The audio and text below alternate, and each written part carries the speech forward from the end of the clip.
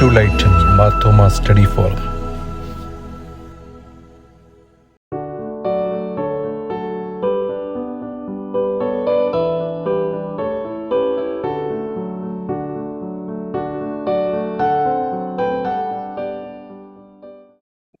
Good evening all.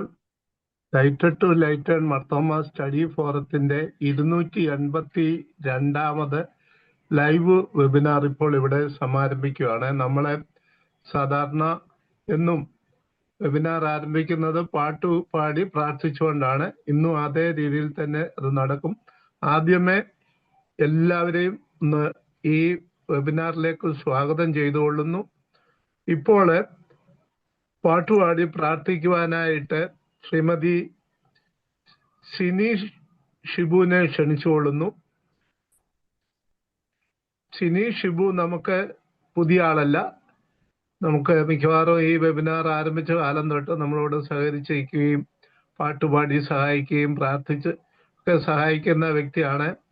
Amalloor saint John's ഇടവക അംഗമാണ്. ആ ഇടവകയിലെ വളരെ ആക്റ്റീവായി പ്രവർത്തിക്കുന്ന വ്യക്തിയാണ്. ഇന്നാണ് തന്നെ കായിക സംഘത്തിന്റെ പ്രാക്ടീസ് ഒക്കെ ഉണ്ടായിരുന്നു. എൻ്റെ നിർബന്ധത്താലാണ് ഇന്ന് ഇവിടെ വരുന്നത്.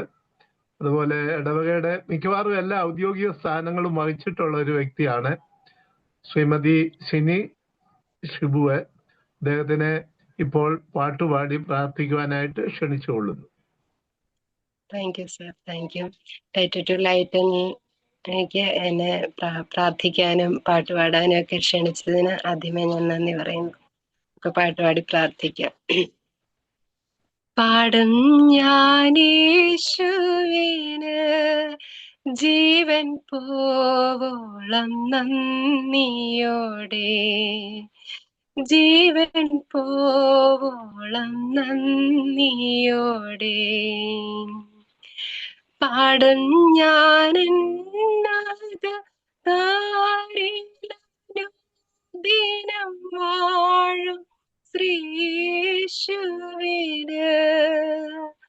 ഒരു കേടും കൂടാതെ പാലിക്കും നാഥനെ പാടി സ്തുതിക്കുമെന്നും.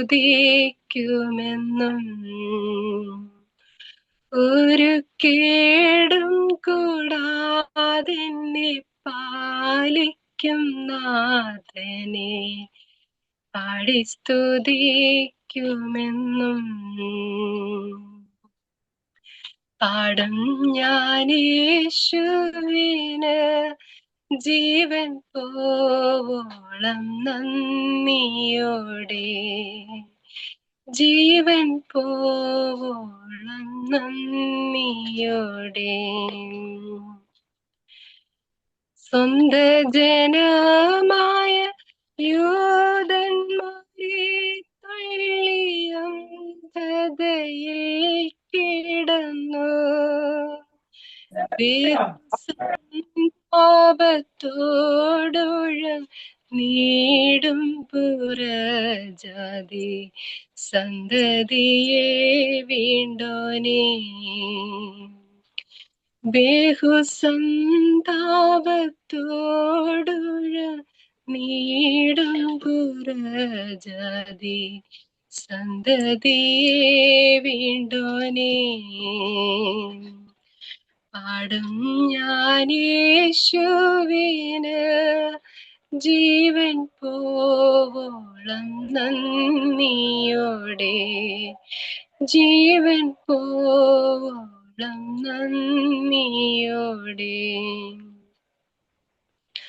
പ്രാർത്ഥിക്കാം. ഹല്ലേലൂയ. സ്തോത്രം, ഹല്ലേലൂയ. സ്തോത്രം, സ്തോത്രം, സ്തോത്രം, സ്തോത്രം, സ്തോത്രം. ക്രിസ്തുയേശുവിലുള്ള കൂടാതെ ഞങ്ങളെ സ്നേഹിക്കുകയും പരിപാലിക്കുകയും ചെയ്യുന്ന ഞങ്ങളുടെ വാഴ്ത്തപ്പെട്ട സ്വർഗീയ പിതാവാം ദൈവമേ, ഹല്ലേലൂയ. ഈ സന്ധ്യാസമയം കഴിഞ്ഞ സമയം കർത്താവേ, അങ്ങയുടെ സന്നിധിയിൽ പല ഭവനങ്ങളിലായിരുന്നുകൊണ്ട് കർത്താവേ, ഞങ്ങൾ അണയുന്ന കർത്താവേ, നീ ഞങ്ങളെ തൃക്കൺ പാർക്കണമേ എന്ന് പ്രാർത്ഥിക്കുന്നു. ദൈവമായ കർത്താവെ, ലൈറ്റ് ടു ലൈറ്റിനെ അങ്ങയുടെ കരങ്ങളിൽ ഏൽപ്പിച്ച് പ്രാർത്ഥിക്കുന്ന കർത്താവെ, ഇതിലൂടെ കർത്താവെ ഇരിക്കുന്ന എല്ലാ മക്കളെ ഓർത്ത് അങ്ങയുടെ കരങ്ങളിൽ ഏൽപ്പിച്ച് പ്രാർത്ഥിക്കുന്ന കർത്താവെ, ദയമായ കർത്താവെ, കോർഡിനേറ്ററായ വിൽസൺ സാറിനെ അങ്ങയുടെ കരങ്ങളിൽ ഏൽപ്പിച്ച് പ്രാർത്ഥിക്കുന്നു. ഇതിന്റെ പ്രവർത്തനങ്ങൾക്ക് നേതൃത്വം വഹിക്കുവാനൊക്കെ നിന്റെ മകനെ ഇത്രത്തോളം ബലപ്പെടുത്തുകയും സഹായിക്കുകയും ചെയ്തതിനായി സ്തോത്രം ചെയ്യുന്ന കർത്താവെ, മോഡറേറ്ററായി കർത്താവെ ഇന്ന് പ്രവർത്തിക്കുന്ന കൊച്ചമ്മയ്ക്കായി സ്തോത്രം. കൊച്ചമ്മ അവിടെ നിന്ന് ബലപ്പെടുത്തുകയും സഹായിക്കുകയും ചെയ്യണമേ കർത്താവെ.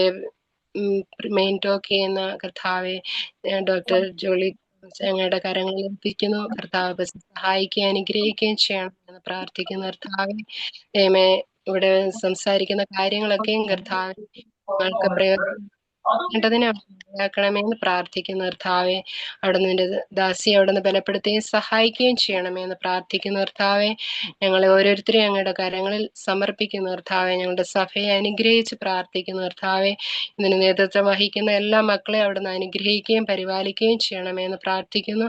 അവിടുത്തെ സാന്നിധ്യവും സഹായവും ഞങ്ങളോട് ആദ്യോട് അന്തം കൂടെ ഇരിക്കണമേ. എല്ലാവരെയും അങ്ങയുടെ പൊന്നുപാദത്തിൽ ഒരിക്കൽ കൂടി സമർപ്പിച്ച് പ്രാർത്ഥിക്കുന്നു. അവിടുത്തെ കൃപയുടെ മറവിൽ ഓരോരുത്തരെയും സൂക്ഷിക്കുകയും പരിപാലിക്കുകയും ചെയ്യണമേ എന്ന് പ്രാർത്ഥിക്കുന്നു. പ്രാർത്ഥന കേട്ടിരിക്കാൻ സ്തോത്രം. യേശുവിന്റെ അൻപുള്ള നാമത്തിൽ കേൾക്കണേ സ്വർഗീയ പിതാവേ. Thank you Sini. വളരെയധികം മനോഹരമായ ഗാനമായിരുന്നു. പ്രാർത്ഥനയും അർത്ഥപൂർണമായിരുന്നു. തീർച്ചയായിട്ടും ഞങ്ങളുടെ എല്ലാവിധ സന്തോഷവും നന്ദിയും അറിയിക്കുന്നു. ഇന്ന് നമ്മള് മോഡറേറ്ററായിട്ട് നമ്മൾ ക്ഷണിച്ചിരിക്കുന്ന ബഹുമാനപ്പെട്ട ശാന്ത ജോർജ് കൊച്ചമ്മയാണ്. ഈ ഗ്രൂപ്പിനെ സംബന്ധിച്ച് ശാന്ത ജോർജ് കൊച്ചമ്മയ്ക്ക് ഒരു ആമുഖത്തിന്റെ ആവശ്യമില്ല എന്നെനിക്കറിയാം. എന്നാല് ചുരുക്കം ചില പുതിയ ആൾക്കാര് ഇന്ന് ഈ ഫോറത്തിലുണ്ട്. അവരെ കൊച്ചമ്മയെ അറിയത്തില്ലെങ്കിൽ അവർക്ക് വേണ്ടി ഞാൻ ഒന്ന് രണ്ട് വാക്കുകൾ പറയാം കൊച്ചമ്മയെ പറ്റി. മാർത്തോമാ സേവിക സംഘത്തിന്റെ ജനറൽ സെക്രട്ടറി ആയിട്ടും വൈസ് പ്രസിഡന്റ് ആയിട്ടും ഇരുന്ന വ്യക്തിയാണ് ശാന്ത ജോർജ് കൊച്ചമ്മ. എന്നെ സംബന്ധിച്ച് പറഞ്ഞാല് സേവിക സംഘത്തിന് പലര് ജനറൽ സെക്രട്ടറി ആയിട്ടുണ്ട്, പലര് വൈസ് പ്രസിഡന്റ് ആയിട്ടുണ്ട്. എന്നാൽ കൊച്ചമ്മ ലഭിച്ച പദവി ഭംഗിയായിട്ട് യൂസ് ചെയ്ത ഒരു വ്യക്തിത്വത്തിനുടമയാണ്. നല്ല രീതിയിൽ സേവിക സംഘത്തിന് മാറ്റങ്ങൾ കൊണ്ടുവരാൻ ശ്രമിച്ച ഒരാളാണ്. പ്രത്യേകിച്ച് കൊച്ചമ്മ സഭയിലെ സ്ത്രീകളുടെ ശാക്തീകരണത്തിന് വേണ്ടി വളരെ ഭംഗിയായിട്ട് പ്രവർത്തിക്കുന്നുണ്ട്. പല അസോസിയേഷനുകൾ സ്ത്രീകളുമായിട്ട് ബന്ധപ്പെട്ട് ഇന്ത്യൻ ക്രിസ്ത്യൻ വുമൻസ് മൂവ്മെന്റ്സ് ഒക്കെ ഉള്ള അതുപോലുള്ള സംഘടനകളിലൊക്കെ സജീവമായിട്ട് പ്രവർത്തിക്കുന്നു. കൊച്ചമ്മ UTC ബൈബിൾ കോളേജിൽ നിന്ന് BD കരസ്ഥമാക്കിയ വ്യക്തിയാണ്. അങ്ങനെ എല്ലാ അർത്ഥത്തിലും, പ്രത്യേകിച്ച് ഇന്ന് നമ്മള് കഴിഞ്ഞ 10-ാം തീയതി മനുഷ്യാവകാശ ദിനമായിട്ട് ആചരിച്ചു. ഇന്നത്തെ വെബിനാർ ഒരു പരിധി വരെ ആ മനുഷ്യാവകാശ ദിനത്തിനോട് താതാത്മ്യപ്പെട്ട ഒരു വെബിനാറാണ്. അങ്ങനെയൊക്കെ ആലോചിച്ചപ്പോൾ ഞാൻ ഏറ്റവും വ്യക്തവും അതിന് പറ്റിയ ആളെന്നുള്ള എന്റെ മനസ്സിൽ വന്ന ശാന്ത ജോർജ് കൊച്ചമ്മയാണ്. കൊച്ചമ്മയെ ഉടനെ തന്നെ ക്ഷണിക്കുമായിരുന്നു. കൊച്ചമ്മയെ ഈ വേദിയിലേക്ക് ഇപ്പോൾ സ്വാഗതം ചെയ്തുകൊള്ളുന്നു. ഇന്നത്തെ മുഖ്യ പ്രഭാഷകയായ ഡോക്ടർ ജോളി കെ ജെയിംസിനെ ഈ സമയത്ത് വേദിയിലേക്ക് സ്വാഗതം ചെയ്തിരിക്കുന്നു. നമ്മുടെ ചില പട്ടക്കാരുണ്ട്, അതുപോലെ പല വ്യക്തികൾ സ്ഥിരമായിട്ട് ഉയർന്നവരും പുതിയതായ ആൾക്കാരും ഇന്നത്തെ മീറ്റിംഗിൽ പങ്കെടുക്കുന്നുണ്ട്. എല്ലാവരെയും ഈ സമയം light to lighten Marthoma study ഫോറത്തിന്റെ പേരിൽ ഈ വേദിയിലേക്ക് സ്വാഗതം ചെയ്യുന്നതിനോടൊപ്പം ശാന്ത ജോർജ് കൊച്ചമ്മയെ മോഡറേറ്ററായിട്ട് ആകുവാനായിട്ട് ക്ഷണിച്ചുകൊള്ളുന്നു. Light to lighten Marthoma study ഫോറത്തിന്റെ 282ാമത് വെബിനാറായിട്ട് നമുക്കിവിടെ കൂടുവാനായിട്ട് ദൈവം അവസരം നൽകിയത് ഓർത്ത് ഞാൻ ദൈവനാമത്തിനെ സ്തോത്രം ചെയ്യുന്നു. ഇവിടെ കൂടിയ എല്ലാവരെയും ഇതിന്റെ അഡ്മിനായിരിക്കുന്ന ബഹുമാനപ്പെട്ട വിൽസൺ സാറ് സ്വാഗതം ചെയ്യുകയുണ്ടായി. സിനിയുടെ പ്രാർത്ഥനയോടും പാട്ടോടും കൂടെ നമുക്കിത് ആരംഭിക്കുവാനായിട്ട് സാധിച്ചതിലും എനിക്ക് അതിയായ സന്തോഷമുണ്ട്. സിനിയെയും ഞാൻ പ്രത്യേകം അഭിനന്ദിക്കുന്നു. വിൽസനെ സൂചിപ്പിച്ചതുപോലെ ഡിസംബർ 10-ാം തീയതി ഹ്യൂമൻ റൈറ്റ്സ് ഡേ ആയിട്ടാണ് നാം ആചരിക്കുന്നത്.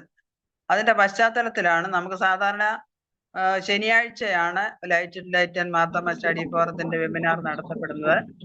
അതുകൊണ്ട് നമ്മളത് 10 എന്നുള്ളത് 13 ആക്കി.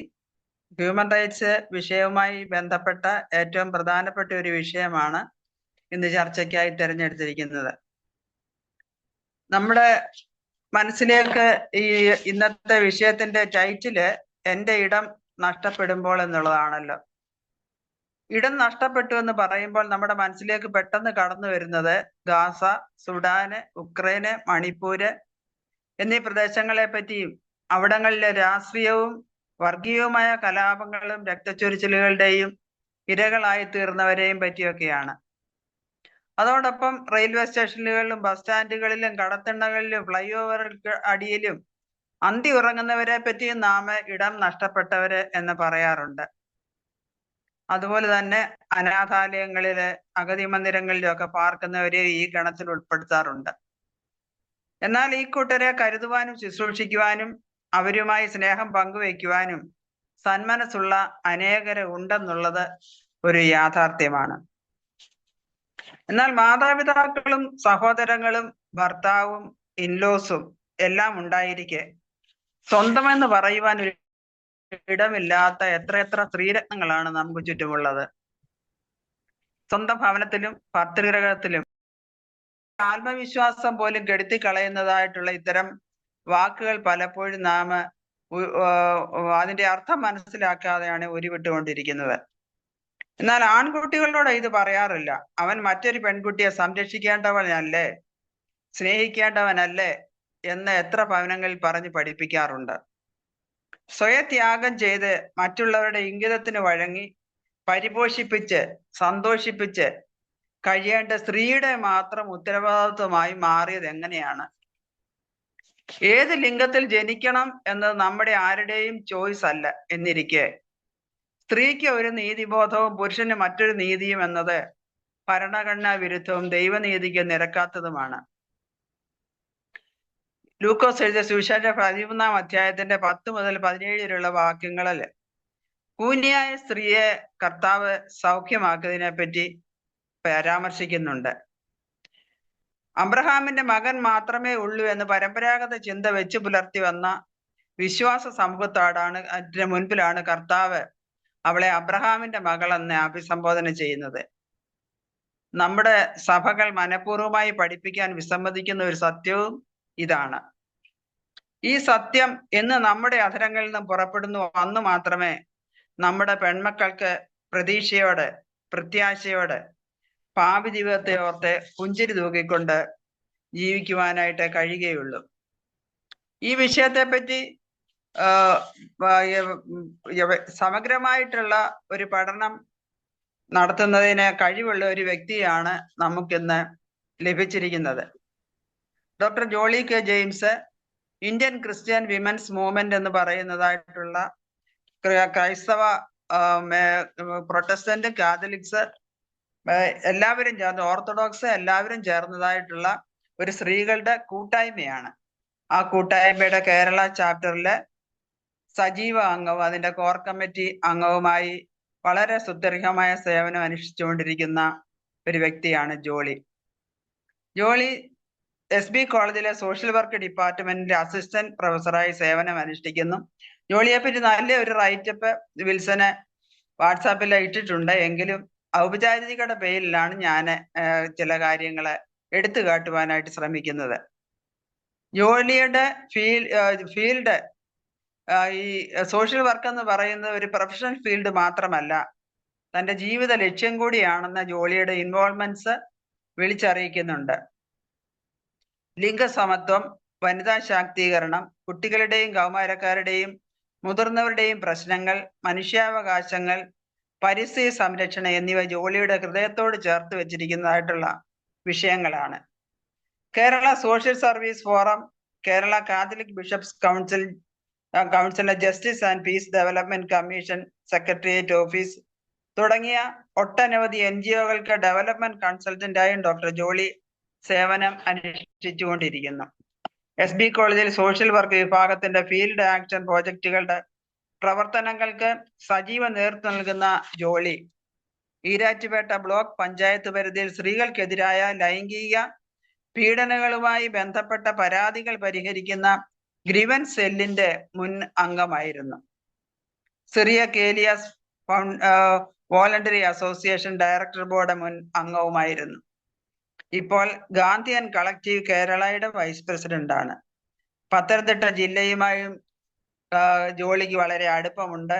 കാരണം പത്തനംതിട്ട ജില്ലയിലുണ്ടായ ദുരന്തങ്ങളുടെ ആഘാതം വിലയിരുത്തുന്നതിനായി കേരള സർക്കാരിന്റെ ജെൻഡർ കൺസൾട്ടന്റായി ഡോക്ടർ ജേളി സേവനമനുഷ്ഠിച്ചിരുന്നു.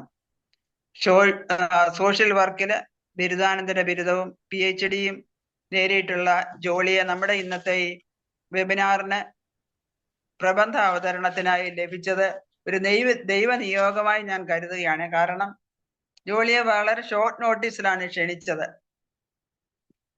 ആ ക്ഷണം സന്മനസ്സോടെ സ്വീകരിച്ച് വളരെ സന്തോഷപൂർവ്വം ഇന്നത്തെ ഞങ്ങളുടെ വെബിനാറിന് നേതൃത്വം നൽകുവാനായിട്ട് ജോളി കടന്നു വന്നതിലുള്ള സന്തോഷം ഞാൻ ഈ light to lighten Marthoma study ഫോറത്തിന്റെ നേതൃത്വത്തിൽ അറിയിക്കുകയും പ്രബന്ധ അവതരണത്തിനായി ക്ഷണിക്കുകയും ചെയ്യുന്നു. Up to you Jolly. Okay, thank you കൊച്ചമ്മ. ആദ്യമായി lighted to lighten Marthoma study ഫോറത്തിന്റെ എല്ലാ ഭാരവാഹികൾക്കും ഒരു വാക്ക് നന്ദി അർപ്പിക്കുന്നു. ഞാൻ കേട്ടിട്ടുണ്ട് കോവിഡിന്റെ കാലത്ത് തന്നെ ആരംഭിച്ച ഒരു ടോക്ക് സീരീസ് ആണ്. പലപ്പോഴും എനിക്ക് പരിചയമുള്ള പലരും ഇതിന്റെ റിസോഴ്സ് പേഴ്സൺസ് ആയിട്ട് വരുമ്പോൾ നമ്മുടെ ഗ്രൂപ്പുകളിലൊക്കെ അതിനെക്കുറിച്ച് ഷെയർ ചെയ്യുന്നത് കണ്ടിട്ടുണ്ട്. അപ്പൊ ഞങ്ങള് പലപ്പോഴും ഇടയ്ക്കൊക്കെ ആരെങ്കിലുമൊക്കെ ഇതിൽ പങ്കെടുക്കാറുണ്ടായിരുന്നു. അതുകൊണ്ട് തന്നെ എത്ര ഗൗരവത്തോടെയാണ് ഈ ഒരു ടോക്ക് സീരീസ് കോവിഡിന്റെ കാലം കഴിഞ്ഞും തുടർന്ന് പോരുന്നത് കാണുമ്പോൾ സന്തോഷം തോന്നാറുണ്ട്. കാരണം ഈ ഒരു ചിന്താഗതിയോടെ കുറെ ആൾക്കാര് ആ ടൈറ്റിൽ പറഞ്ഞ പോലെ ലൈറ്റഡ് ടു ലൈറ്റഡ് ആ ഒരു ചിന്തയെ ഉദ്ദീപിപ്പിക്കുന്ന തരത്തിൽ നമ്മുടെ പ്രവർത്തികൾക്ക് ഒരു പ്രകാശം പകരാൻ പറ്റുന്ന തരത്തിലുള്ള ചിന്തോദ്ദീപകമായ വിഷയങ്ങൾ കൈകാര്യം ചെയ്യുന്നത് കാണുമ്പോൾ ഈ ഒരു ഗ്രൂപ്പിന്റെ ഒരു സോഷ്യൽ റെസ്പോൺസിബിലിറ്റിയെ കുറിച്ചും കമ്മിറ്റ്മെന്റിനെ കുറിച്ചും ഏറെ താല്പര്യം തോന്നിയിരുന്നു. സോ അതിന്റെ ഭാഗമാകാൻ എനിക്കും സാധിച്ചതിൽ ഒത്തിരി സന്തോഷം. ഇന്ന് എനിക്ക് കിട്ടിയ ടോപ്പിക്, സംസാരിക്കാൻ കിട്ടിയ ടോപ്പിക് എന്ന് പറയുന്നത് എൻ്റെ ഇടം നഷ്ടപ്പെടുമ്പോൾ എന്നുള്ള അതിൻ്റെ ഒരു മനുഷ്യാവകാശ ദർശനപരമായിട്ട് ഈ ഒരു വിഷയത്തെ കൈകാര്യം ചെയ്യാനാണ് ഞാൻ ആഗ്രഹിക്കുന്നത്. കാരണം നമുക്കെല്ലാം അറിയാം, December 10 international human rights day നമ്മളെല്ലാം കമ്മമറേറ്റ് ചെയ്യുന്നതാണ്. അതിനെ തുടർന്ന്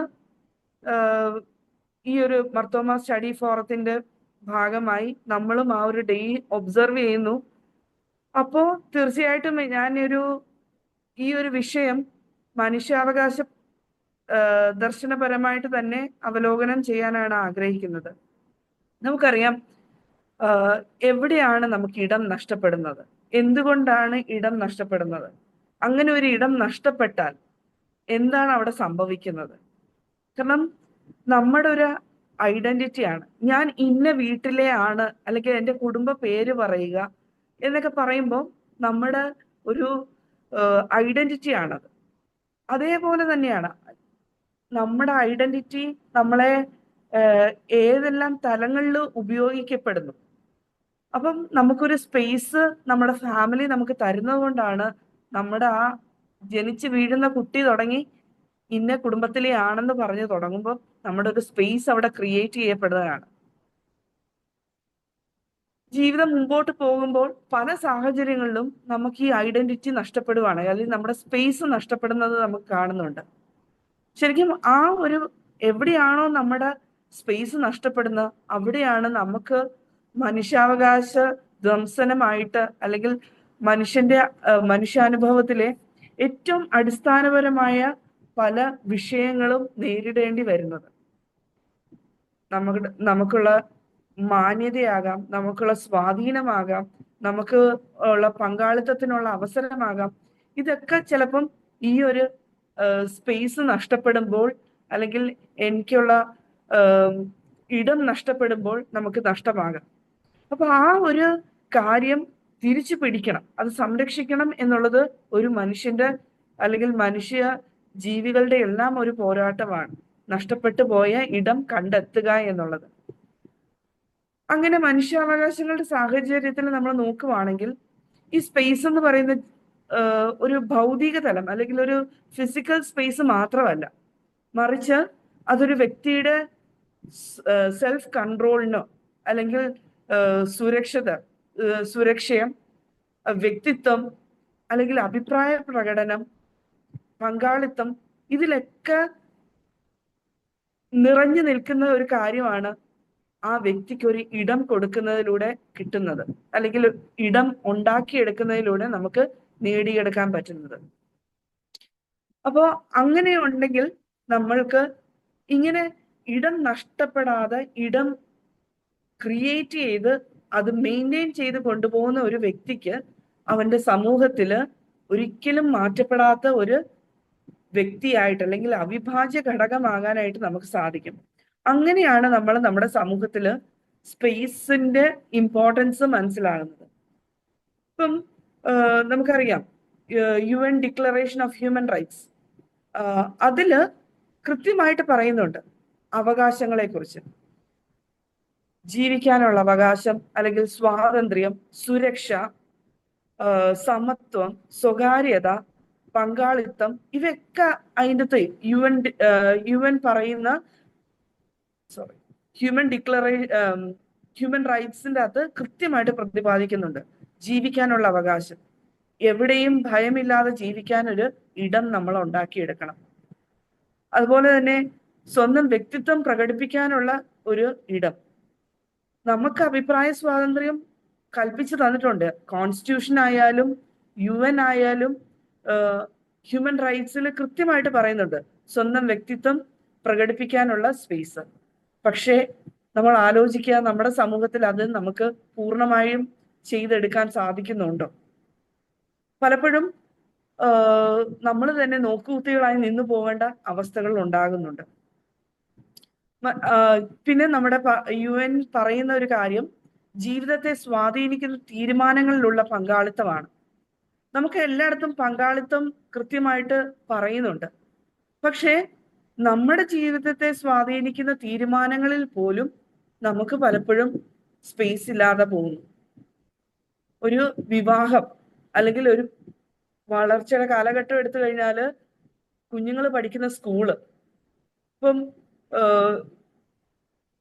കിൻഡർ ഗാർഡനിൽ കൊണ്ട് ചേർക്കുന്ന കൊച്ചിനും അവന് ഫ്രീഡം ഇല്ല എന്ന് തോന്നുന്ന സ്കൂളിൽ പോലും അവന് നിലനിന്നേ പോയേ പറ്റൂ.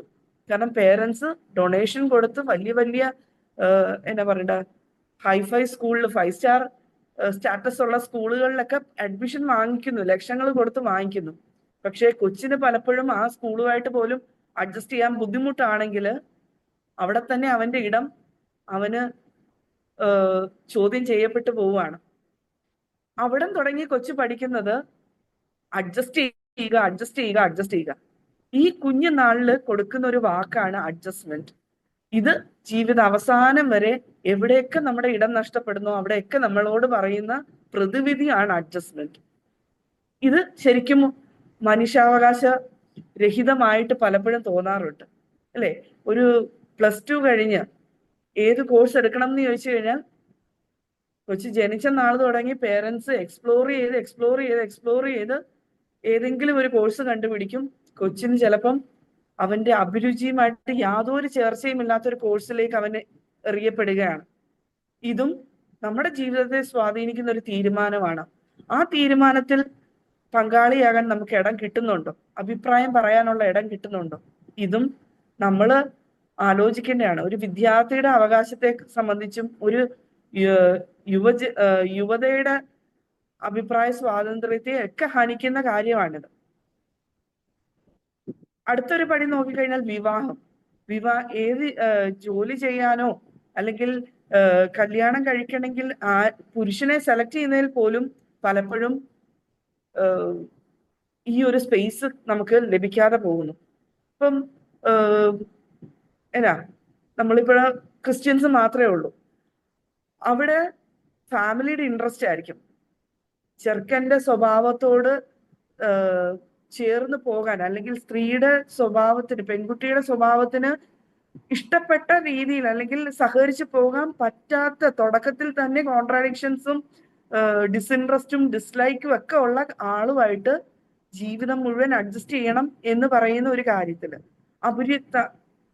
വിവാഹത്തിൽ ഏർപ്പെടുന്ന പെൺകുട്ടിയുടെയും അല്ലെങ്കിൽ പയ്യന്റെയും അഭിരുചികൾ തമ്മിൽ ചേർച്ചയില്ലെങ്കിൽ പോലും ഫാമിലി സ്റ്റാറ്റസ് നോക്കി കല്യാണം ആലോചിച്ച് കല്യാണം കഴിച്ച് അഡ്ജസ്റ്റ് ചെയ്ത് ജീവിക്കുക എന്ന് പറയുന്ന ഒരു രീതിയിലാണ്. അപ്പം ഇതെല്ലാം നമ്മുടെ ഒരു ഹ്യൂമൻ റൈറ്റ് പെർസ്പെക്റ്റീവിൽ നോക്കിക്കഴിഞ്ഞാൽ നമ്മളുടെ ഇടം നഷ്ടപ്പെടുന്ന കൊണ്ടാണ് ഇങ്ങനത്തെ ചില തീരുമാനങ്ങളിലൊക്കെ എത്തിപ്പെടേണ്ടി വരുന്നത്. പലപ്പോഴും സഹിക്കും, അവസാനം പറ്റിയില്ലെങ്കിൽ അതിന് ഒരു ദുരന്തമായി മാറുന്ന അവസ്ഥകളും നമ്മൾ കാണുന്നുണ്ട്. നമ്മുടെ ചുറ്റുപാടും അത് പല കേസുകളായിട്ട് നമ്മൾ പത്രവാർത്തയിലും നമ്മുടെ അയൽവക്കങ്ങളിലുള്ള വർത്തമാനങ്ങളായും എല്ലാം സംഭവങ്ങളായും എല്ലാം നമ്മളിത് കേൾക്കുന്നുണ്ട്. മറ്റൊരു കാര്യം വരുന്നത് നമ്മളുടെ ബന്ധങ്ങൾ നിർമ്മിക്കാനും ഉപജീവനം ഉറപ്പാക്കാനും വേണ്ട സ്പേസ് ആണ്.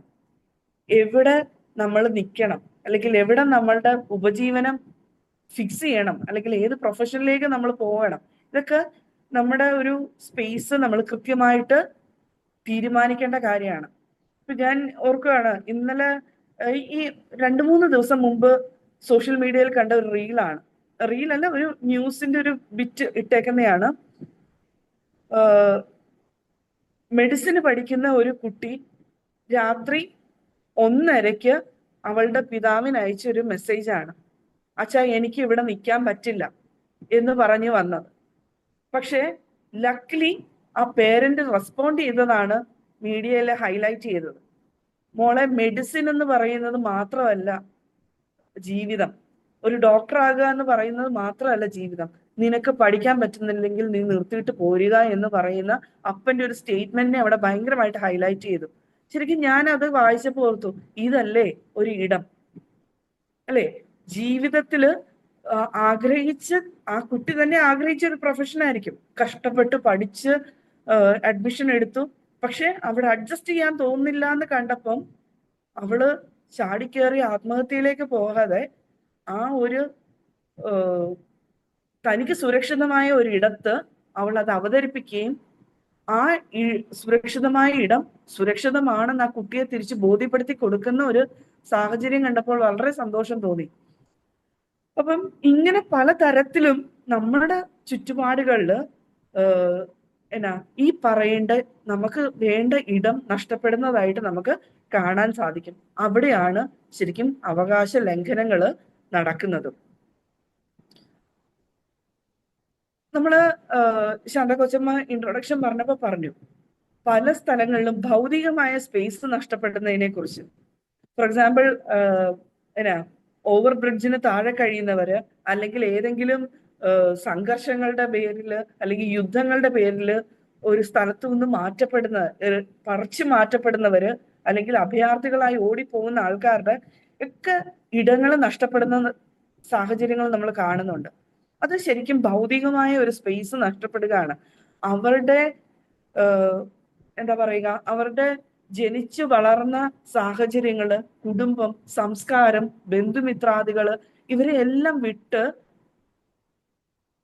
ജീവന് വേണ്ടി ഓടിപ്പോകുന്ന ഒരവസ്ഥ. അപ്പം ഇവിടെയും ശരിക്കും പല വികസന പദ്ധതികൾ വരുമ്പോഴും കുറെ ആൾക്കാർ ഡിസ്പ്ലേസ് ചെയ്യപ്പെടുന്നുണ്ട്. ഇത് അവരുടെ ഭൗതികമായ ഒരു ഇടം നഷ്ടപ്പെടുന്നതാണ്. അതിഥി തൊഴിലാളികള്, അവരിവിടെ വന്നു കഴിഞ്ഞാൽ അവർക്ക് താമസത്തിനുള്ള ഒരു ബേസിക് അമ്യൂണിറ്റീസ് പോലും ഇല്ലാതെ ഇരുന്ന സാഹചര്യങ്ങൾ നമ്മൾ കണ്ടിട്ടുണ്ട്. അല്ലെങ്കിൽ അവരിവിടെ വന്നു കഴിഞ്ഞാൽ അവർക്ക് സുരക്ഷിതമായ ഒരു സാഹചര്യം, തൊഴിൽ ചെയ്യാനുള്ള ഒരു സാഹചര്യം പോലും ഇല്ലാതിരുന്ന ഒരു കാലമുണ്ട്. ഇപ്പോഴാണ് സംഘടിതമായി അവരുടെ അവകാശങ്ങളെ കുറിച്ച് ചോദിക്കാനും അത് നേടിയെടുക്കാനും ഒക്കെ ശ്രമിക്കുന്നത്. അതുപോലെ നമുക്ക് കാണാൻ പറ്റും തീരദേശ സമുദായങ്ങള് കാലാവസ്ഥ വ്യതിയാനത്തിന്റെ പേരിൽ, അല്ലെങ്കിൽ വൻകിട പദ്ധതികളുടെ പേരിലൊക്കെ ഡിസ്പ്ലേസ്ഡ് ആകുന്നത്. ഇപ്പൊ കഴിഞ്ഞ ദിവസം ഞാൻ തിരുവനന്തപുരം വിഴിഞ്ഞത്ത് പോയിരുന്നു. കുട്ടികൾക്കൊരു ക്യാമ്പിന്റെ അറേഞ്ച്മെന്റിന് വേണ്ടി പോയതാണ്, സൈറ്റ് കാണാൻ വേണ്ടി പോയതാണ്. പക്ഷെ അവിടെ നമ്മൾ ഇങ്ങനെ വിഴിഞ്ഞം ഫോർട്ടിന്റെ ആ ഏരിയയിലൊക്കെ വന്നിട്ട് ആ ഒരു ഫോർട്ട് കൺസ്ട്രക്ട് ചെയ്തത് കൊണ്ട് തീരദേശത്ത് താമസിക്കുന്ന മത്സ്യബന്ധനവുമായിട്ട് ബന്ധപ്പെട്ട് താമസിക്കുന്ന ആൾക്കാരുടെ വീടുകളുടെ ഒരു ശോചനീയമായ അവസ്ഥ. കോൺക്രീറ്റ് വീടിന്റെ ബേസ്മെന്റിന്റെ ഏറ്റവും അടിക്കല്ല് വരെ ഇളകി നിൽക്കുന്ന ഒരു അവസ്ഥയാണ്. ഒട്ടും സുരക്ഷിതമല്ല അവിടെ താമസിക്കുന്നത്. എന്നിട്ടും ആൾക്കാർ അതിൻ്റെ അകത്ത് താമസിക്കും. അപ്പം ഞങ്ങളുടെ കൂടെ വന്ന ലോക്കൽ കമ്മ്യൂണിറ്റിയിലുള്ള ഒരാൾ പറഞ്ഞത്, ഞങ്ങൾ നിൽക്കുന്നത് ഒരു ഫസ്റ്റ് ലൈനിലാണ് നിൽക്കുന്നത്, റോയിലെ വീടുകളുടെ അടുത്താണ് നിൽക്കുന്നത്. ഇതുപോലെ ഒരു 10 റോ വീടുകള് ഇവിടെ ഉണ്ടായിരുന്നു, കടല് കയറി കടലെടുത്ത് പോയതാണ്. അപ്പൊ നമ്മൾ നോക്കുക, ഭൗതികമായ ഒരു സ്പേസ് നഷ്ടപ്പെടുന്നു. വികസനത്തിന്റെ പേരിൽ ഒക്കെ പലതരത്തില് അവരുടെ ഭൂമി നഷ്ടപ്പെട്ടു പോകുന്നു. അവർക്ക് ജീവിക്കാനുള്ള ഈവൻ അവരുടെ വരുമാന മാർഗം മാത്രമല്ല, അവരുടെ ജീവന് പോലും സുരക്ഷിതമല്ലാത്തൊരവസ്ഥയിലാണ് അവർ എറിയപ്പെടുന്നത്. പിന്നെ നമ്മളൊക്കെ അറിയാം, സിറ്റിയുടെ ബ്യൂട്ടിഫിക്കേഷൻ പ്രോജക്ട്സ് അല്ലെങ്കിൽ സിറ്റിയിൽ പുതിയ പുതിയ ഇൻഫ്രാസ്ട്രക്ചർ ഡെവലപ്മെന്റ്സ് എന്നും പറഞ്ഞ് വരുമ്പോഴും അവിടെ നിന്ന് ഒത്തിരി നഗരത്തിലെ ദരിദ്രരായവരെയാണ് ഏറ്റവും ആദ്യം ഒഴിപ്പിക്കുന്നത്. രാത്രി കാലങ്ങളിൽ സുരക്ഷിതമല്ലെങ്കിൽ പോലും കടത്തിണ്ണകളിൽ പോലും കിടന്നുറങ്ങാൻ അവകാശമില്ലാത്ത കുറെ ആൾക്കാരെ കാണാം. രാത്രിയാകുമ്പം പോലീസ് വന്നു അവരെ ഓടിക്കുന്ന അവസ്ഥകൾ. ഇതൊക്കെ കാണുമ്പോൾ നമുക്ക് പലപ്പോഴും ഇവരും മനുഷ്യരല്ലേ, ഇവർക്കും മനുഷ്യാവകാശം ഇല്ലേ എന്നൊരു രീതിയിൽ ഭൗതിക സ്പേസ് നഷ്ടപ്പെടുന്നത് മൂലം അവർക്കുണ്ടാകുന്ന ബുദ്ധിമുട്ടുകളെ കുറിച്ച് നമുക്ക് പലപ്പോഴും വിഷമം തോന്നുന്നുണ്ട്. ഇഷ്ടംപോലെ നയങ്ങളും നിയമങ്ങളും ഒക്കെ ഉണ്ടെങ്കിൽ പോലും അത് എത്തിപ്പെടുന്നുണ്ടോ, ശരിയായ രീതിയിൽ നടപ്പിലാക്കപ്പെടുന്നുണ്ടോ എന്ന് പോലും നമുക്ക് ചോദ്യം ചെയ്യപ്പെടേണ്ടിയിരിക്കുന്നു. മറ്റൊരു തലം, ഇടം നഷ്ടപ്പെടുന്നതിന്റെ മറ്റൊരു തലമാണ് സാമൂഹികമായിട്ടും സാംസ്കാരികമായിട്ടുമുള്ള നഷ്ടപ്പെടൽ. ഇപ്പം സാംസ്കാരികപരമായിട്ട് അല്ലെങ്കിൽ സാമൂഹികപരമായിട്ടും സ്ഥലങ്ങൾ നഷ്ടപ്പെടുക എന്ന് പറഞ്ഞു കഴിഞ്ഞാൽ വ്യക്തിയുടെ തിരിച്ചറിവിനും അവൻ ഉൾപ്പെട്ടിരിക്കുന്ന ആ സാമൂഹ്യ ചുറ്റുപാടുകൾ അവന്റെ ബന്ധുക്കള് ഒഴിവാക്കി അല്ലെങ്കിൽ ബന്ധുക്കളുമായിട്ട് അവനെ നിന്ന് കൂട്ടം പിരിച്ചു കൊണ്ടുപോകുന്ന ഒരവസ്ഥ. ഇപ്പൊ ഒരു യുദ്ധം നടന്നു, പല കലാപങ്ങൾ നടക്കുന്നു, പല ഐഡിയോളജിയുടെ ബേസിസിലാകാം.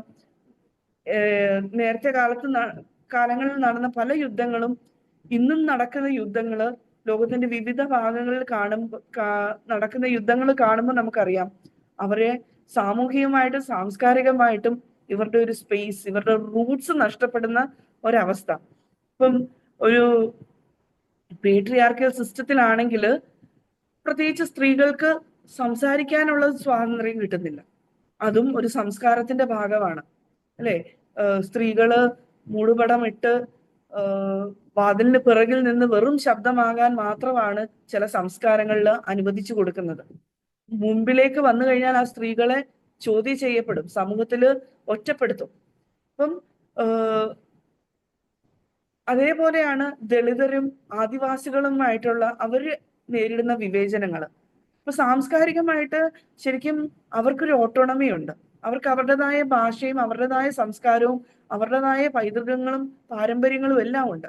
പക്ഷെ പലപ്പോഴും അതുപോലും നഷ്ടപ്പെടുന്ന അവസ്ഥയാണ്. ഇപ്പൊ ആദ്യകാലങ്ങളിൽ ഇപ്പം കുറച്ച് മാറ്റം വന്നിട്ടുണ്ട്. വിദ്യാഭ്യാസത്തിന്റെ കാര്യം എടുത്താൽ നമ്മുടെ ഒരു ചിന്താഗതി എന്ന് പറയുന്നത് ഇംഗ്ലീഷ് വിദ്യാഭ്യാസം കൊടുത്താൽ അവർ മെയിൻ സ്ട്രീമിലേക്ക് വരും എന്നുള്ളതായിരുന്നു.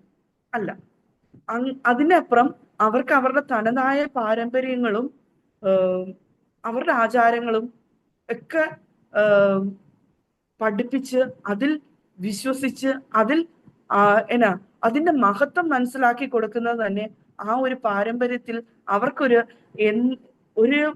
ഏത് സംസ്കാരത്തിലായാലും അല്ലെങ്കിൽ ഏത് രാജ്യത്തായാലും അവർക്ക് അവരുടേതായ ഒരു ഇടം ഉണ്ടാക്കി കൊടുക്കാനായിട്ട് നമുക്ക് സാധിക്കണം. കാരണം ഫോർമൽ എഡ്യൂക്കേഷൻ എന്ന് പറയുന്നത് അവർക്ക് അവരുടേതായ രീതിയിലും ആകാം. അത് അവർക്ക് അധ്വാനിച്ച് ജീവിക്കാൻ പറ്റുന്ന തരത്തിലുള്ള പ്രായോഗികമായിട്ടുള്ള അറിവ് തന്നെയാണ്.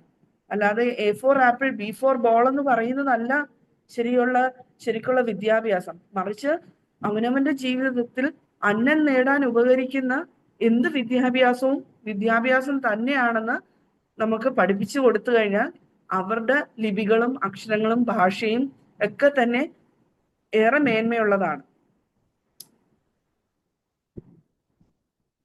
മറ്റൊരു ഇതുപോലെ ഐഡന്റിറ്റി സാമൂഹ്യമായിട്ട് നീക്കി നിർത്തപ്പെടുന്ന ഒരു കമ്മ്യൂണിറ്റിയാണ് LGBTQ കമ്മ്യൂണിറ്റി.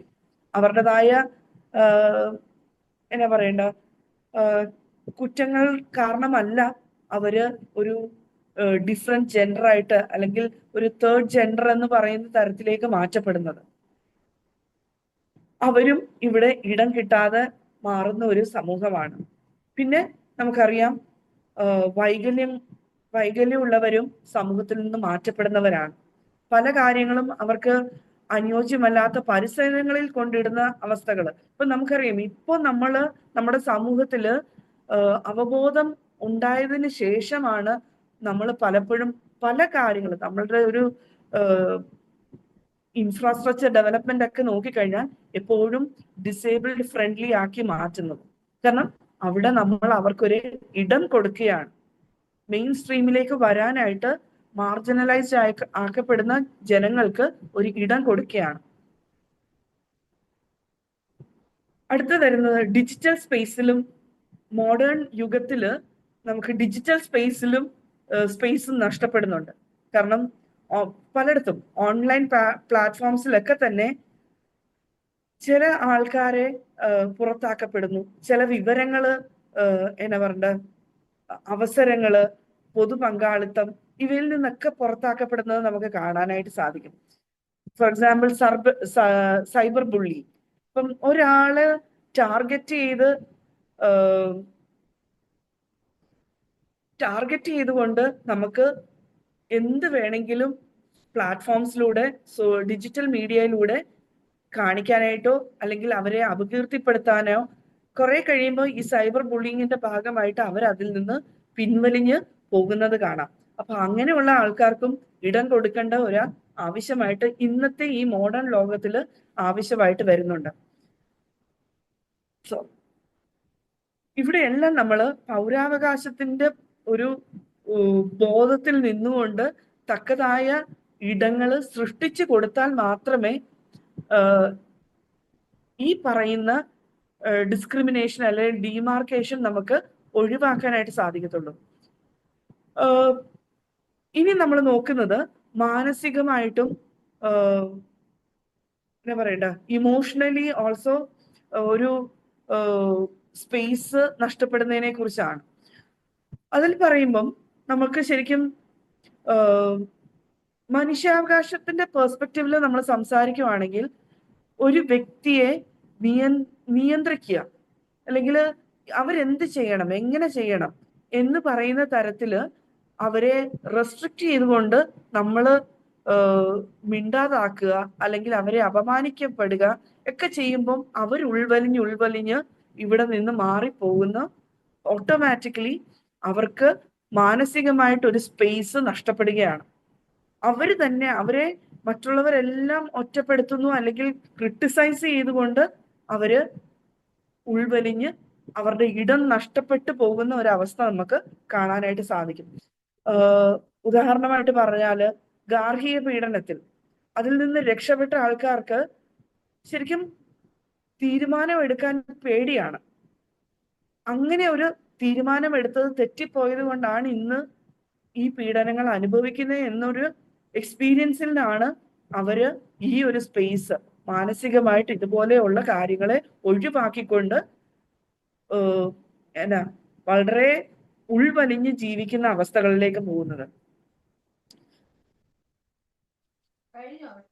ഇവിടെ ചൂഷണം നേരിടുന്ന തൊഴിലാളികളാണെങ്കിൽ അവര് ചർച്ച ചെയ്യാനും അവകാശം ഉറപ്പാക്കാനും വേണ്ട സ്പേസ് പലപ്പോഴും നഷ്ടപ്പെടുന്നുണ്ട്.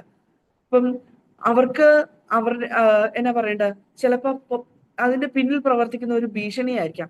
ശബ്ദം ഉയർത്തിയാൽ ജോലി നഷ്ടപ്പെടും. ജോലി നഷ്ടപ്പെട്ടാൽ കുടുംബം നാളെ എന്ത് ഭക്ഷിക്കും?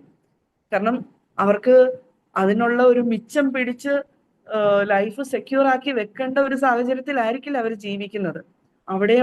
അങ്ങനെയുള്ള ആൾക്കാർക്കും പലപ്പോഴും മാനസികമായിട്ടും അല്ലെങ്കിൽ വികാരപരമായിട്ടും ഒക്കെ അവര് സ്പേസ് നഷ്ടപ്പെടുന്ന ആൾക്കാരായിട്ട് മാറും. അവർക്കറിയാം ഇതൊരു ചൂഷണമാണ്, പക്ഷെ അവർക്കൊരു ശബ്ദം ഉയർത്താനുള്ളൊരു അവസ്ഥയിലല്ല. കാരണം അങ്ങനെ ഒന്ന് ഇറങ്ങിക്കഴിഞ്ഞാൽ തിരിച്ച് നാളെ എന്താണ്, കുടുംബം എന്താകും, കുട്ടികളെ എങ്ങനെ പഠിപ്പിക്കും, എന്ത് ഭക്ഷിക്കും എന്നുള്ളൊരു ബേസിക് ആയിട്ടുള്ള ചോദ്യങ്ങള് അവരെ ഇതിൽ നിന്ന് മിണ്ടാതെ സഹിച്ചു പോകാനായിട്ട്, അല്ലെങ്കിൽ അവരുടെ ഇടം നഷ്ടപ്പെട്ടു പോകാതിരിക്കാനായിട്ട് അവര് തന്നെ അങ്ങ് ഉൾവലിയുന്നത് നമുക്ക് കാണാൻ സാധിക്കും. അതുപോലെ തന്നെയാണ് അവകാശം നമ്മുടെ ജനാധിപത്യ മൂല്യങ്ങള് തകർക്കപ്പെടുന്ന ചില സാഹചര്യങ്ങളുണ്ട്.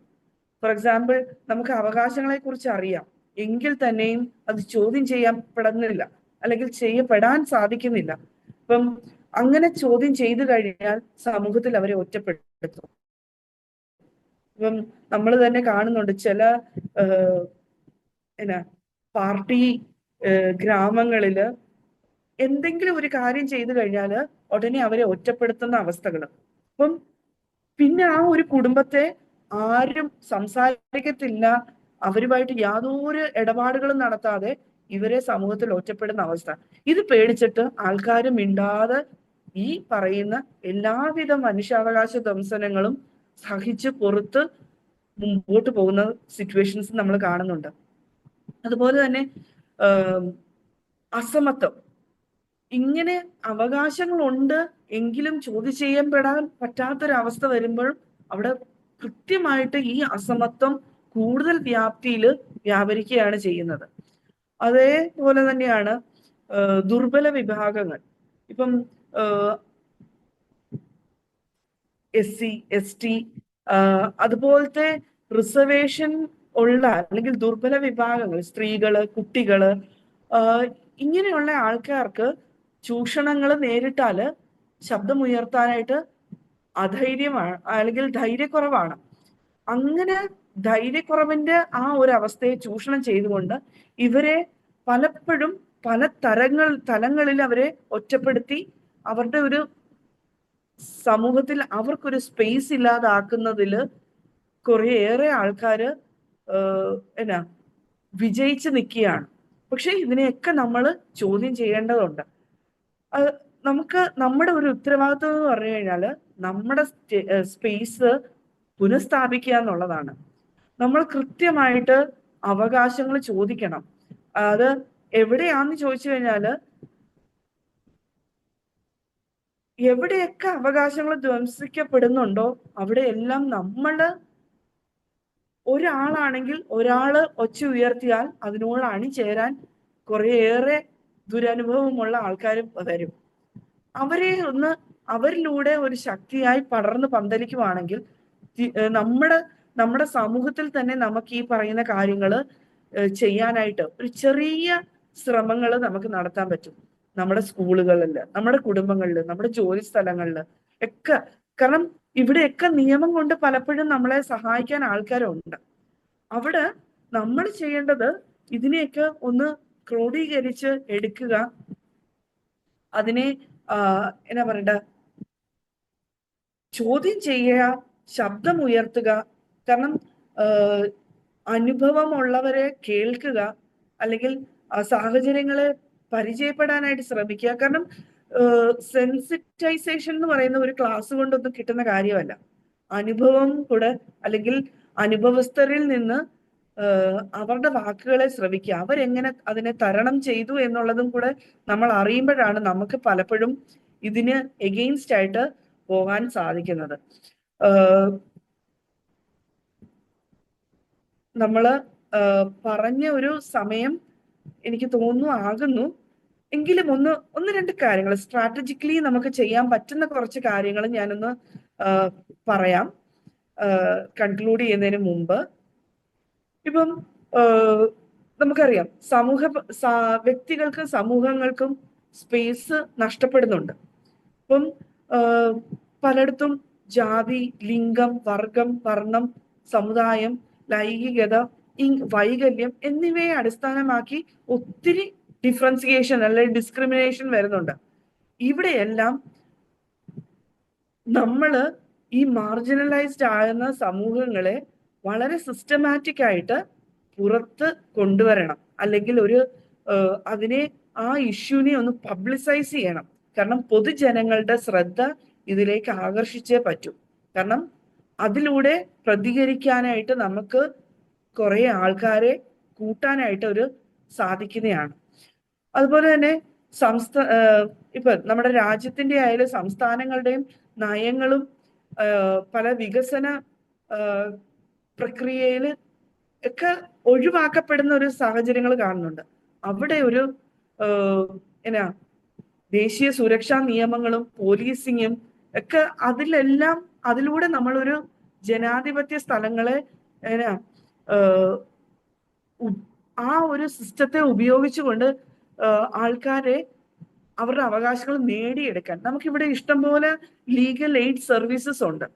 അപ്പം നമ്മുടെ അവകാശങ്ങൾ പല കമ്മീഷൻസ്, ഇപ്പം വിമൻസ് കമ്മീഷൻ ഉണ്ട്, ചൈൽഡ് റൈറ്റ്സ് കമ്മീഷൻ ഉണ്ട്, ഹ്യൂമൻ റൈറ്റ്സ് കമ്മീഷൻ ഉണ്ട്. അങ്ങനെ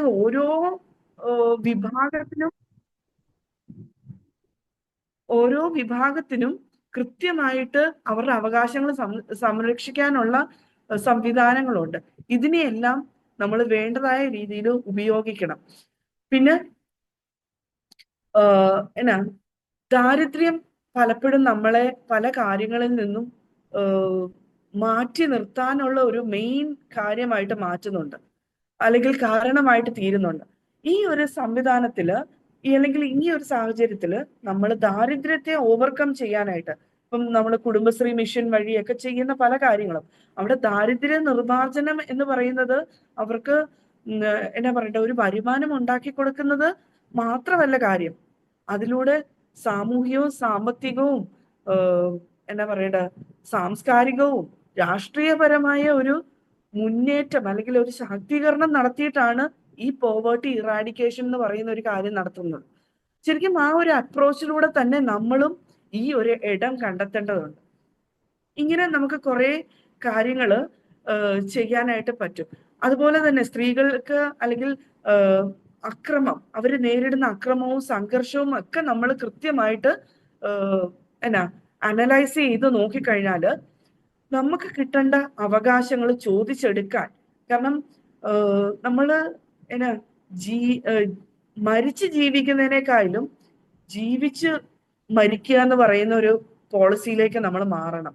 കാരണം നമ്മുടെ അവകാശങ്ങൾ കിട്ടുന്നിടം വരെ അതിനു വേണ്ടി പോരാടുന്ന ഒരു വീര്യം നമ്മൾ ആൾക്കാരിലേക്ക് പകർന്നു കൊടുക്കാനായിട്ട് നമുക്ക് സാധിക്കണം.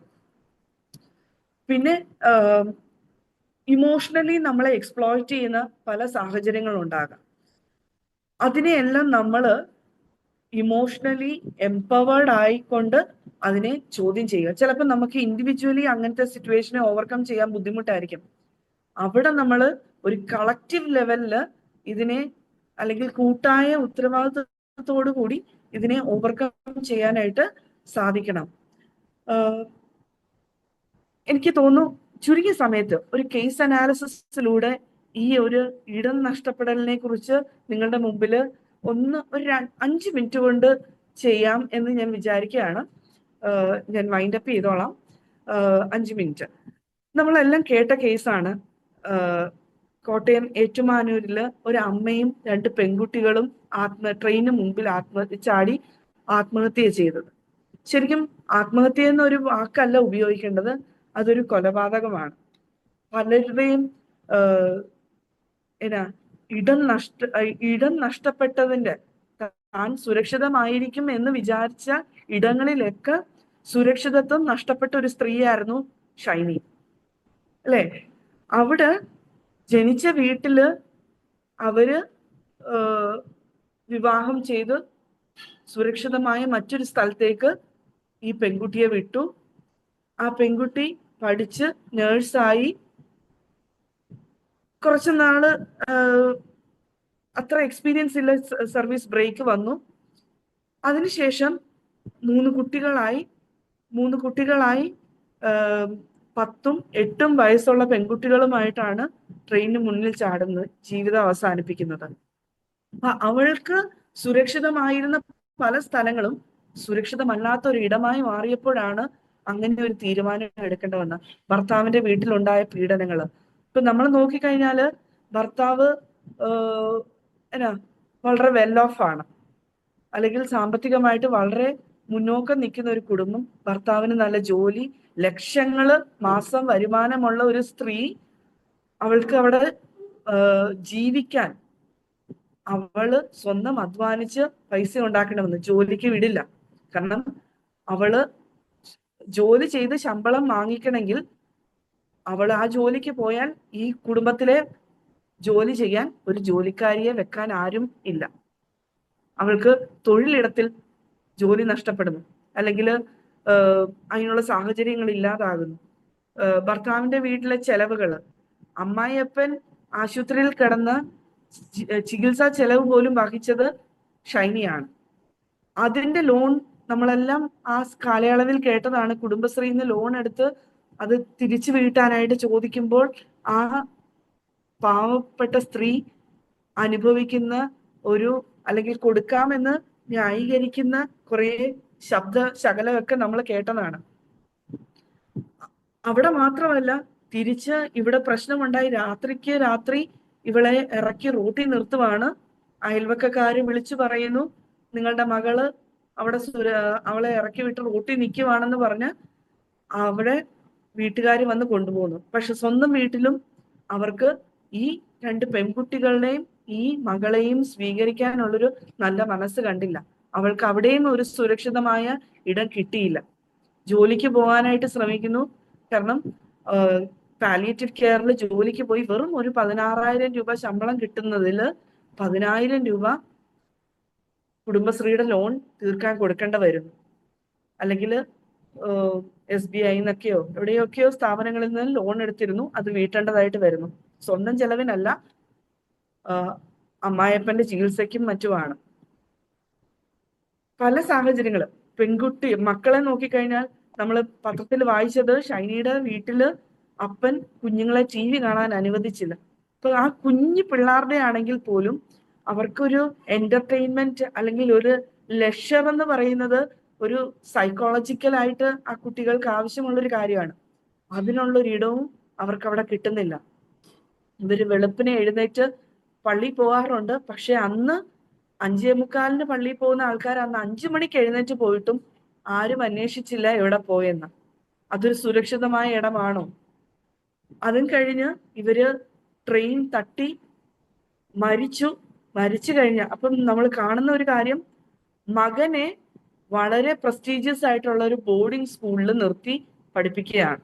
പക്ഷെ 2 പെൺകുട്ടികളെ അവര് എവിടെ പഠിച്ചാൽ എന്താ എന്നുള്ളൊരു മട്ടിൽ, അല്ലെങ്കിൽ എന്ത് വേണേ ചെയ്തോ എന്നുള്ളൊരു മട്ടില് ഇറക്കി വിടുകയാണ്.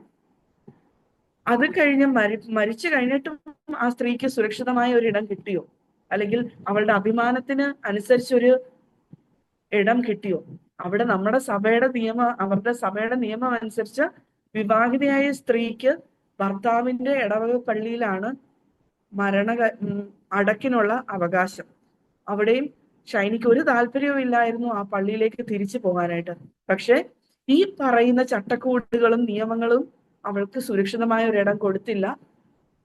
വീണ്ടും അവള് ആ ഭർത്താവിന്റെ ഇടവക പള്ളിയില് മരിച്ചിട്ട് അടക്കാൻ വേണ്ടി കൊണ്ടുപോകേണ്ട വന്നു. വീണ്ടും നമ്മൾ കാണുന്ന ഒരു അന്യായം, 2 പെൺകുട്ടികളും അമ്മയും ഒന്നിച്ചു മരിച്ചു. പക്ഷെ ഷൈനിക്ക് ഒരു കല്ലറയും 2 പെൺകുട്ടികൾക്ക് ഒരു കല്ലറയും. അവിടെയും അമ്മയും മക്കളും ഒന്നിച്ചു ചേരാൻ സമ്മതിച്ചില്ല. അതും ഒരു മരണശേഷവും ഒരു അഭിമാനത്തിന് ക്ഷതം തട്ടുന്ന തരത്തിലുള്ള ഒരു പ്രവൃത്തി തന്നെയാണ്. അവിടെയും അതൊരു അർഹിക്കുന്ന ഒരു ഇടം കൊടുത്തില്ല എന്നൊരു കാര്യമാണ് എനിക്ക് തോന്നിയത്. ഇങ്ങനെ നമ്മൾ നോക്കിക്കഴിഞ്ഞാൽ നമ്മുടെ ചുറ്റുപാടും പല തരത്തിലുള്ള ആൾക്കാരെ കാണാൻ പറ്റും. ഇപ്പൊ ഷൈനിയുടെ ഹസ്ബൻഡിനെ എടുത്ത് നോക്കിക്കഴിഞ്ഞാൽ വളരെ മാന്യനാണെന്നാണ് എല്ലാവരും പറയുന്നത്.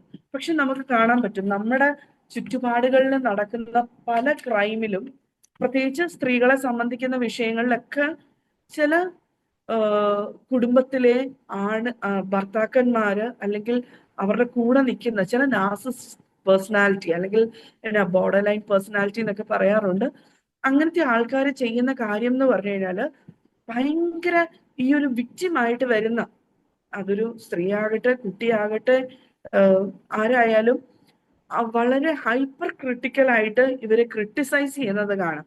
നീ ചെയ്തത് ശരിയായില്ല, നീ അത് ചെയ്തത് ശരിയായില്ല, നീ ഇങ്ങനെ ചെയ്തത് ശരിയായില്ല, നീ ഡ്രസ് ചെയ്തത് ശരിയായില്ല, നീ അവരോട് സംസാരിച്ചത് ശരിയായില്ല, ഇങ്ങനെ പറയുന്നത്, അല്ലെങ്കിൽ ഇങ്ങനെ ഇറങ്ങി സംസാരിക്കാൻ പാടില്ല, പൊതുജനത്തിൽ പോകാൻ പാടില്ല എന്നൊക്കെ പറയുന്ന തരത്തിൽ വളരെ ഹൈപ്പർ ക്രിട്ടിക്കൽ ആയിട്ട് മാറുന്ന പല ഇതുമുണ്ട്. അപ്പൊ ഇങ്ങനെയുള്ള സ്ഥലങ്ങളിലാണ് ഇവരുടെ ഇടങ്ങൾ നഷ്ടപ്പെടുന്നത്. ഓ അത് വേണ്ട, ഞാൻ അങ്ങോട്ട് പോകുന്നേ ഇഷ്ടപ്പെടുന്നത്, എന്നാ പ്രശ്നം ഉണ്ടാവേണ്ട, അവിടെ ഞാൻ പോകുന്നില്ല. ഇങ്ങനെ ചെയ്യുമ്പോൾ ഇവരുടെ ഓരോ ഇടങ്ങളാണ് ഇവര് നശിപ്പിക്കപ്പെടുന്നത്. അല്ലെങ്കിൽ അവർക്ക് വീണ്ടും അവിടേക്ക് കയറി ചെല്ലാൻ ഇല്ലാത്തൊരു സാഹചര്യങ്ങൾ, ഇടമില്ലാത്തൊരു സാഹചര്യങ്ങൾ സൃഷ്ടിക്കപ്പെടുകയാണ്. അതുപോലെ തന്നെയാണ് വിക്ടിംസിന്റെ ബൗണ്ടറീസ്. ഇതുപോലത്തെ ആൾക്കാര് വിക്ടിമിന്റെ അവസ്ഥകളെ ഒരിക്കലും റെസ്പെക്ട് ചെയ്യില്ല.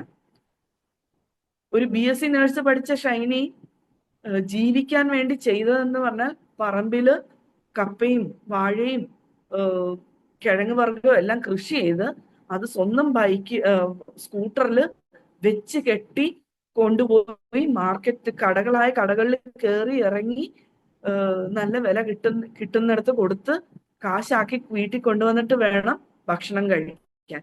ലക്ഷങ്ങൾ ശമ്പളം വാങ്ങിക്കുന്ന ഒരു ഭർത്താവും അതിപ്രശസ്തമായ ഒരു കുടുംബവും അവിടെ ഉള്ളപ്പോഴാണ് ഈ ഒരു സ്ത്രീയുടെ സാഹചര്യം ഇങ്ങനെ പോകുന്നത്. ദെൻ നമുക്ക് കാണാൻ പറ്റുന്ന ഇവര് ഓവർ പൊസസീവ് ആയിരിക്കും. അവര് എല്ലാവരുടെ മുമ്പിൽ, പബ്ലിക്കിന്റെ മുമ്പിൽ വരുമ്പം വളരെ കെയറിങ് ആണ്, ലവിങ് ആണ്. അവളെന്ന് പറഞ്ഞാൽ അവന് ഒരു ഭ്രാന്താണ്, ഭയങ്കര സ്നേഹമാണ് എന്ന് പറഞ്ഞ് പബ്ലിക്കിന്റെ മുമ്പില് ഒരു ഇമേജ് വെക്കുന്നതും അതിനുശേഷം ഉള്ളിന്റെ ഉള്ളിൽ നടത്തുന്ന ശാരീരികവും മാനസികവുമായ സാമ്പത്തികവുമായ പീഡനങ്ങള് പബ്ലിക്കിന്റെ മുമ്പിൽ ഒരിക്കലും വെളിപ്പെട്ട് വരില്ല. ഇപ്പൊ ഷൈനി മരിച്ചു കഴിഞ്ഞപ്പോഴാണ് പലരും ഇത്രയും ഉണ്ടായിരുന്നോ എന്ന് ചോദിക്കുന്നത്. അതുപോലെ തന്നെയാണ് അവര് എന്നാ പറയണ്ട, പലപ്പോഴും ഇങ്ങനത്തെ ഒരു അബ്യൂസേഴ്സ് മാനിപ്പുലേറ്റീവ് ആയിരിക്കും. അല്ലെങ്കിൽ അവര് എന്നാ പറയണ്ട, വളരെ കൊടിയ പീഡനങ്ങളൊക്കെ കൊടുത്തിട്ട് അതിന്റെ അടുത്ത സ്റ്റേജ് എന്ന് പറയാൻ, അല്ലെങ്കിൽ അടുത്ത ഒരു 5-10 മിനിറ്റിനുള്ളിൽ അവര് ഭയങ്കര കെയറിങ്. അതെന്റെ അപ്പോഴത്തെ ദേഷ്യത്തിന് ചെയ്തു പോയതാ, ക്ഷമിച്ചേര്, നമുക്ക് പോവാം എന്ന് പറഞ്ഞ് ഇങ്ങനെ കുറച്ച് ഡയലോഗ് പറഞ്ഞു കഴിയുമ്പം ഈ പ്രശ്നം അങ്ങ് തണുപ്പിച്ച് കളയുന്ന ഒരു അവസ്ഥ. പാവപ്പെട്ട സ്ത്രീ അത് വിശ്വസിച്ച് ക്ഷമിച്ച് എല്ലാം സഹിച്ചു പോകുന്ന ഒരു സാഹചര്യങ്ങൾ കാണാം. പലപ്പോഴും കഴിഞ്ഞ ഒരു ദിവസം സോഷ്യൽ മീഡിയയിൽ കണ്ട ഒരു റീലല്ല, ഒരു ഇൻസിഡന്റ്. ഭാര്യയെ ഭർത്താവ് തല്ലിക്കഴിഞ്ഞ് അയാളുടെ ദേഷ്യത്തിന് തല്ലി തീർത്ത് വെളിയിൽ പോയി. ഭാര്യ വിചാരിക്കുക എന്നും ഇതാണ് അവസ്ഥ, ഇനി ഇവിടെ നിൽക്കുന്നില്ല, ഞാൻ വീട്ടിൽ പോവാണ് എന്നും പറഞ്ഞ് ബാഗും എടുത്ത് ഇറങ്ങാൻ നോക്കുമ്പോഴാണ് സ്വന്തം വീട്ടിലേക്ക് പോണെങ്കിൽ കയ്യിൽ 5 പൈസ ഇല്ല എന്നറിയുന്നത്. ഇനി ഇവിടുന്ന് പോകണമെങ്കിൽ അവൾക്ക് വീണ്ടും ഭർത്താവിനെ ഡിപ്പെൻഡ് ചെയ്തേ പറ്റൂ. ഈ ഒരു അവസ്ഥയിൽ വീണ്ടും അയാളോട് ചെന്ന് ചോദിക്കുക എന്ന് പറയുമ്പോൾ നമ്മുടെ ഒരു അവസ്ഥ എന്താണ്? നമുക്ക് നമ്മളോട് തന്നെ റെസ്പെക്റ്റ് ഇല്ലാതെ പോകുന്ന ഒരു അവസ്ഥയാണ്. ഇവിടെയൊക്കെയാണ് നമ്മൾ സാമ്പത്തികമായിട്ട് എന്തെങ്കിലുമൊക്കെ ആർജിച്ചെടുക്കണം എന്ന് പലപ്പോഴും തോന്നുന്നത്. കാരണം അതും ഒരു എംപവർമെന്റിന്റെ ഒരു ബേസിക് കാര്യമാണ് എക്കണോമിക് ഇൻഡിപെൻഡൻസ് എന്ന് പറയുന്നത്. നമുക്ക് കിട്ടുന്ന വിദ്യാഭ്യാസം അതിനെ വരുമാനത്തിനൊരു മാർഗമായിട്ട്, അതിന് വളരെ സ്കിൽഫുൾ എന്നാ പറയണ്ട, വലിയ പ്രൊഫഷണൽ ട്രെയിനിങ് ഒന്നും വേണമെന്നൊന്നുമില്ല. പക്ഷേ എന്ത് ജോലിയാണേലും ചെയ്യാൻ ഒരു മനസ്സും അതിന് പറ്റുന്ന ഒരു കാര്യങ്ങൾ നമ്മൾ എപ്പോഴും നമ്മുടെ മനസ്സിൽ, പ്രത്യേകിച്ച് നമ്മുടെ പെൺകുട്ടികളിൽ നമ്മളത് പഠിപ്പിച്ചു കൊടുക്കേണ്ടതാണ്. പക്ഷെ തിരിച്ചിപ്പം ഞാനിത് പറയുമ്പോൾ നിങ്ങൾ ഓർക്കും സാമ്പത്തികമായിട്ട് കൂടിയതാണോ പല പ്രശ്നങ്ങൾക്കും കാരണം എന്ന്. പക്ഷെ അത് നമ്മൾ ചിന്തിക്കേണ്ടത് എന്തുകൊണ്ട് അങ്ങനെ പെരുമാറുന്നു. പേഴ്സണാലിറ്റീസും ചിലത് അങ്ങനെയുണ്ട്. തിരുത്തലുകൾ വേണ്ട കാര്യങ്ങളിൽ തിരുത്തലുകൾ കൊടുക്കണം. കാരണം കൗൺസിലിങ്ങോ അങ്ങനത്തെ സപ്പോർട്ടുകൾ വേണ്ടതാണെങ്കിൽ അങ്ങനത്തെ കാര്യങ്ങളും, കാരണം പലപ്പോഴും ചൂഷണം ചെയ്യപ്പെടുന്നതിനെ ഓവർകം ചെയ്യണമെങ്കിൽ സൈക്കോളജിക്കൽ സപ്പോർട്ട്സും ട്രീറ്റ്മെന്റ്സും ഒക്കെ ആവശ്യമുണ്ട്. വേണ്ടതായ കരുതലുകൾ സമയാസമയങ്ങളിൽ കൊടുത്തു കഴിഞ്ഞാൽ ജീവൻ നശിപ്പിക്കുന്നതിനേക്കാളും നേരെ അതിനെ തിരിച്ചു പിടിക്കാനുള്ളൊരു ശക്തി നമ്മുടെ ഉള്ളിൽ തന്നെയുണ്ട്. അതിനെ ആർജിച്ചെടുക്കുക. അതിലൂടെ നമ്മൾക്ക് മാന്യത കൽപ്പിക്കാൻ നമുക്ക് ഓരോരുത്തർക്കും സാധിക്കും. അതിലൂടെ നമ്മുടെ അവകാശങ്ങൾ നേടിയെടുക്കാൻ നമുക്ക് സാധിക്കും എന്ന് വളരെ കുറഞ്ഞ സമയത്ത് ഞാൻ എൻ്റെ ഒരു വിഷയം അവതരിപ്പിച്ചതാണ്. എനിക്ക് തോന്നുന്നു ഇനി നമുക്കൊരു ഓപ്പൺ ഡിസ്കഷൻ ആകാം. എന്തെങ്കിലും ക്ലാരിഫിക്കേഷൻ ഉണ്ടെങ്കിൽ നിങ്ങൾക്ക് ചോദിക്കാം. സമയം കുറവായതുകൊണ്ടാണ് പല കാര്യങ്ങളും ഓടിച്ചോടിച്ച് പറഞ്ഞു പോയത്. തീർച്ചയായിട്ടും എനിക്ക് തന്ന അവസരത്തിന് ഏറ്റവും നന്ദി നിറഞ്ഞ ഹൃദയത്തോടെ നിങ്ങളുടെ മുമ്പിൽ കുറച്ച് സമയം തന്നതിന് ഒത്തിരി നന്ദി. Thank you. Thank you Jolly. Thank you very much for your meaningful talk. Jolly, ഇപ്പൊ കേൾക്കാമോ? കേൾക്കാം.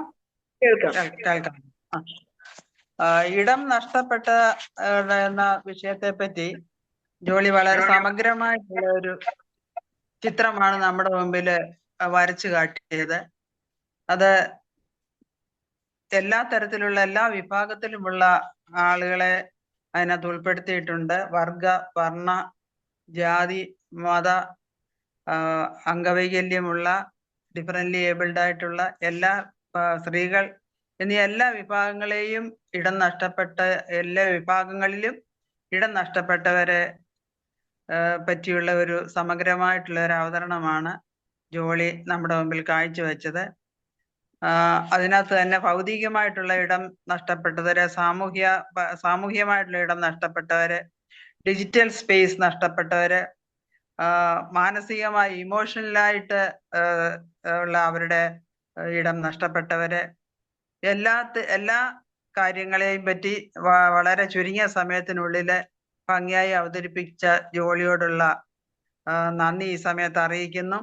എന്നാൽ അതിന്റെ അവസാനമായിട്ട് ജോളി അതിന്റെ ഇടയ്ക്കെല്ലാം പറയുകയുണ്ടായി ഇതിനെ എങ്ങനെ നമുക്ക് ഓവർകം ചെയ്യാൻ കഴിയുമെന്നുള്ളതിനെ. അതിനെ നിയമപരമായുള്ള ചോദ്യം ചെയ്യലിലൂടെയും നമ്മൾ ശബ്ദമുയർത്തുന്നതിലൂടെയും സംഘടിതമായിട്ടുള്ള പ്രൊട്ടസ്റ്റ് നടത്തുന്നതിലൂടെയും അനുഭവസ്ഥരെ നിന്നും കേട്ട പാഠങ്ങൾ പഠിക്കുന്നതിലൂടെയും സാമ്പത്തികമായ സുരക്ഷിതത്വത്തിലൂടെയും സൈക്കോളജിക്കലായിട്ടുള്ള ഇമോഷണലായിട്ടുള്ള സ്വയം ശാക്തീകരണത്തിലൂടെയും ഒക്കെ ഇതിനെയെല്ലാം ഓവർകം ചെയ്യുവാൻ്റെ ഉത്തരവാദിത്വം അവരവർക്ക് തന്നെയാണ്.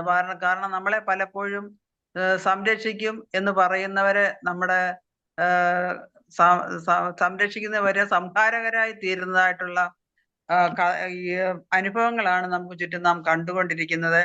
അതുകൊണ്ട് നമ്മുടേതായിട്ടുള്ള പൗരാവകാശത്തെ പറ്റിയുള്ള ഒരു ബോധ്യം നമുക്ക് തന്നെ ഉണ്ടാവുകയും നമുക്ക് അത് നേടിയെടുക്കണം എന്നുള്ള ഒരു വാഞ്ച ഉണ്ടാകുകയും ചെയ്യുമ്പോൾ മാത്രമേ നമുക്ക് അത് സ്വയം ഏറ്റെടുത്ത് ചെയ്യുവാനായിട്ട് സാധിക്കുകയുള്ളൂ. അതിന് സമൂഹത്തിനും സഭയ്ക്കും ഭവനത്തിനും എല്ലാം അതിനുള്ളൊരു ഉത്തരവാദിത്വമുണ്ട്. അത്തരത്തിൽ കുട്ടികളെ വളർത്തിയെടുക്കുന്നതിലൊക്കെയുള്ള ഒരു ഉത്തരവാദിത്വമുണ്ട്. ഈ വിഷയങ്ങളെ പറ്റിയൊക്കെ എനിക്കൊന്ന് കുറച്ചുകൂടെ സമയം കിട്ടിയിരുന്നുവെങ്കിൽ ജോളി കുറെ കൂടെ നമ്മളോട് പങ്കുവയ്ക്കുമായിരുന്നു. ജോളിയുടെ ക്ലാസ്സിന് ഇനിയും നമുക്ക് ചോദ്യങ്ങൾ ചോദിക്കുന്നതിനും എന്തെങ്കിലും ആഡ് ചെയ്യാനുണ്ടെങ്കിൽ ആഡ് ചെയ്യുന്നതിനുള്ള അവസരമൊക്കെ ഉണ്ടല്ലോ. അതിനു മുമ്പായിട്ട് അടുത്ത മീറ്റിങ്ങിനെ പറ്റിയുള്ള അനൗൺസ്മെന്റിനായിട്ട് ജേക്കബ് സാറിനെ ക്ഷണിക്കുന്നു. വെബിനാറിനെ കുറിച്ചുള്ള അനൗൺസ്മെന്റ് നടത്തിക്കൊള്ളട്ടെ. Light to light and Marthoma study ഫോറത്തിന്റെ അടുത്ത ലൈവ് വെബിനാർ, അതായത് 283ാമത് വെബിനാർ, പതിവ് പോലെ അടുത്ത ശനിയാഴ്ച, അതായത് December 20 രാത്രി 8:30 മണിക്ക് തന്നെ ഉണ്ടായിരിക്കുന്നതാണ്. അടുത്ത ആഴ്ച അവതരിപ്പിക്കുന്ന വിഷയം പുൽക്കൂടിന്റെ പ്രതിധ്വനികൾ, ക്രിസ്മസിന്റെ ചരിത്ര പ്രാധാന്യം എന്നുള്ളതായിരിക്കും. അന്നത്തെ പ്രഭാഷണം അവതരിപ്പിക്കുന്നത് reverend doctor TB Premjith Kumar ആയിരിക്കും. അദ്ദേഹം കണ്ണമൂല യുണൈറ്റഡ് തിയോളജിക്കൽ സെമിനാറിയിലെ വിസിറ്റിംഗ് ഫാക്കൽറ്റി ആയിരുന്നു.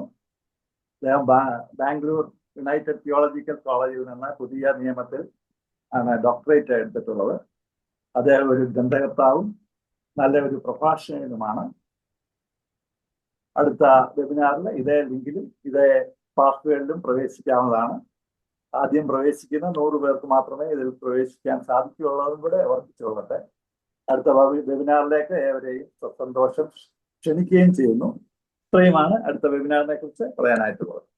മെയിൻ ടോക്കിന് ശേഷം നമുക്ക് സാധാരണയായി ചെയ്യാറുള്ളത് എന്തെങ്കിലും അഭിപ്രായങ്ങൾ പറയുവാനുള്ളവരോ സംശയങ്ങൾ തീർക്കുവാനുള്ളവർക്കൊക്കെ സിസ്റ്റത്തിലെ കൈ ഉയർത്തി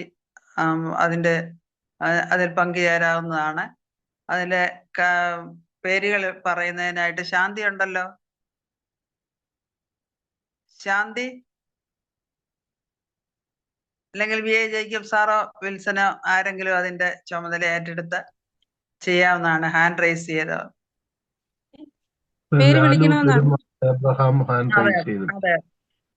ഞാൻ ഈ സെമിനാറിനെ കുറിച്ച് അല്ല ഈ വെബ് മീറ്റിങ്ങിനെ കുറിച്ച് പറയാനുള്ളത് നല്ലത് തന്നെയായിരുന്നു. പക്ഷെ ഇതിനകത്ത് വിട്ടുപോയൊരു പ്രധാന ഭാഗമുണ്ട്.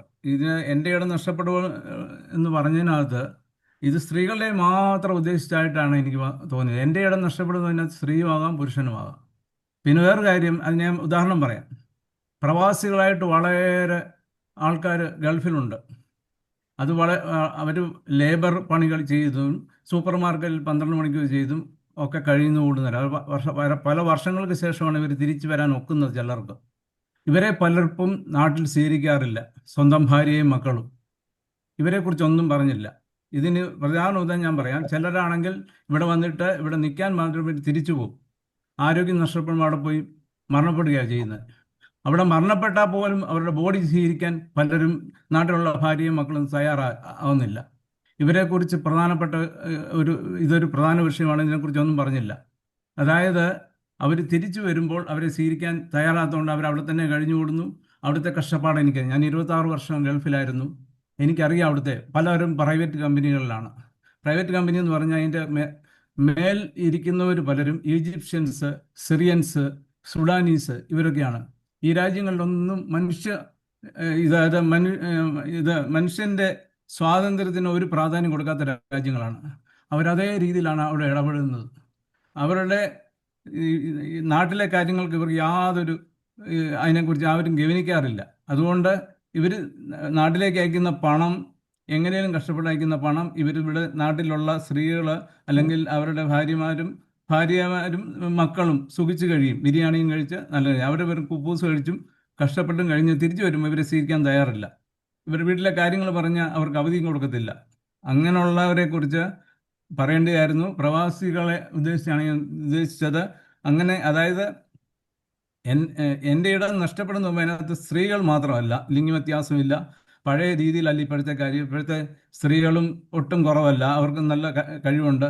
കല്യാണം പോലും ഇപ്പം നടക്കാത്തതിൻ്റെ പ്രധാന കാര്യം പലതുമാണ്. സ്വന്തം കാലിൽ നിൽക്കാൻ ഇവരൊക്കെ യോഗ്യത നേടിയവരാണ്. പിന്നെ ചില പ്രശ്നങ്ങളുണ്ടെന്നേ ഉള്ളൂ. നമ്മൾ പേപ്പർ വായിച്ചാൽ തന്നെ അറിയാം. ഇതിനകത്ത് അക്രമം നേരിടുന്ന സ്ത്രീകളും പുരുഷനും ഒരുപോലെയാണ്, ഓൾമോസ്റ്റ് സെയിം ആണ്. അതുകൊണ്ട് ഈ വിഷയത്തിൽ ഈ കാര്യത്തിൽ അത് പറഞ്ഞതേ ഇല്ല. അതുകൊണ്ട് ഞാൻ ഓർമ്മിപ്പിച്ചെന്നേ ഉള്ളൂ. Okay, thanks. തീർച്ചയായിട്ടും സാർ പറഞ്ഞത് വളരെ ശരിയാണ്. ഞാൻ ഇടയ്ക്ക് പ്രവാസി എന്നുള്ള വാക്ക് വന്നില്ല. പക്ഷേ അതിഥി തൊഴിലാളികളുടെ കാര്യവും പറഞ്ഞപ്പോഴും ഇതേ ഒരു കോണ്ടെക്സ്റ്റിൽ പറഞ്ഞിരുന്നു. പക്ഷേ ഇത്ര ഡീപ്പായിട്ട് ഞാൻ പറഞ്ഞില്ല. പക്ഷെ എനിക്ക് പേഴ്സണലി അറിയാം. എൻ്റെ ഹസ്ബൻഡും ഗൾഫിലാണ്. നമ്മൾ അവിടെ പോയി അല്ലാതെയും ഒക്കെ ഒത്തിരി ഇൻസ്റ്റൻസ് കണ്ടതാണ്. തീർച്ചയായിട്ടും സാർ പറഞ്ഞ അതിനെ 100% ആത്മാർത്ഥതയോടെ എടുക്കുന്നു. എനിക്ക് തോന്നുന്നു ഞാൻ കുറച്ച് ഡയമെൻഷനിൽ വിമൻ പറഞ്ഞെങ്കിലും ഒരു ജെൻഡർ ന്യൂട്രലായിട്ട് തന്നെ ആണ് പലപ്പോഴും ആലോചിച്ചത്.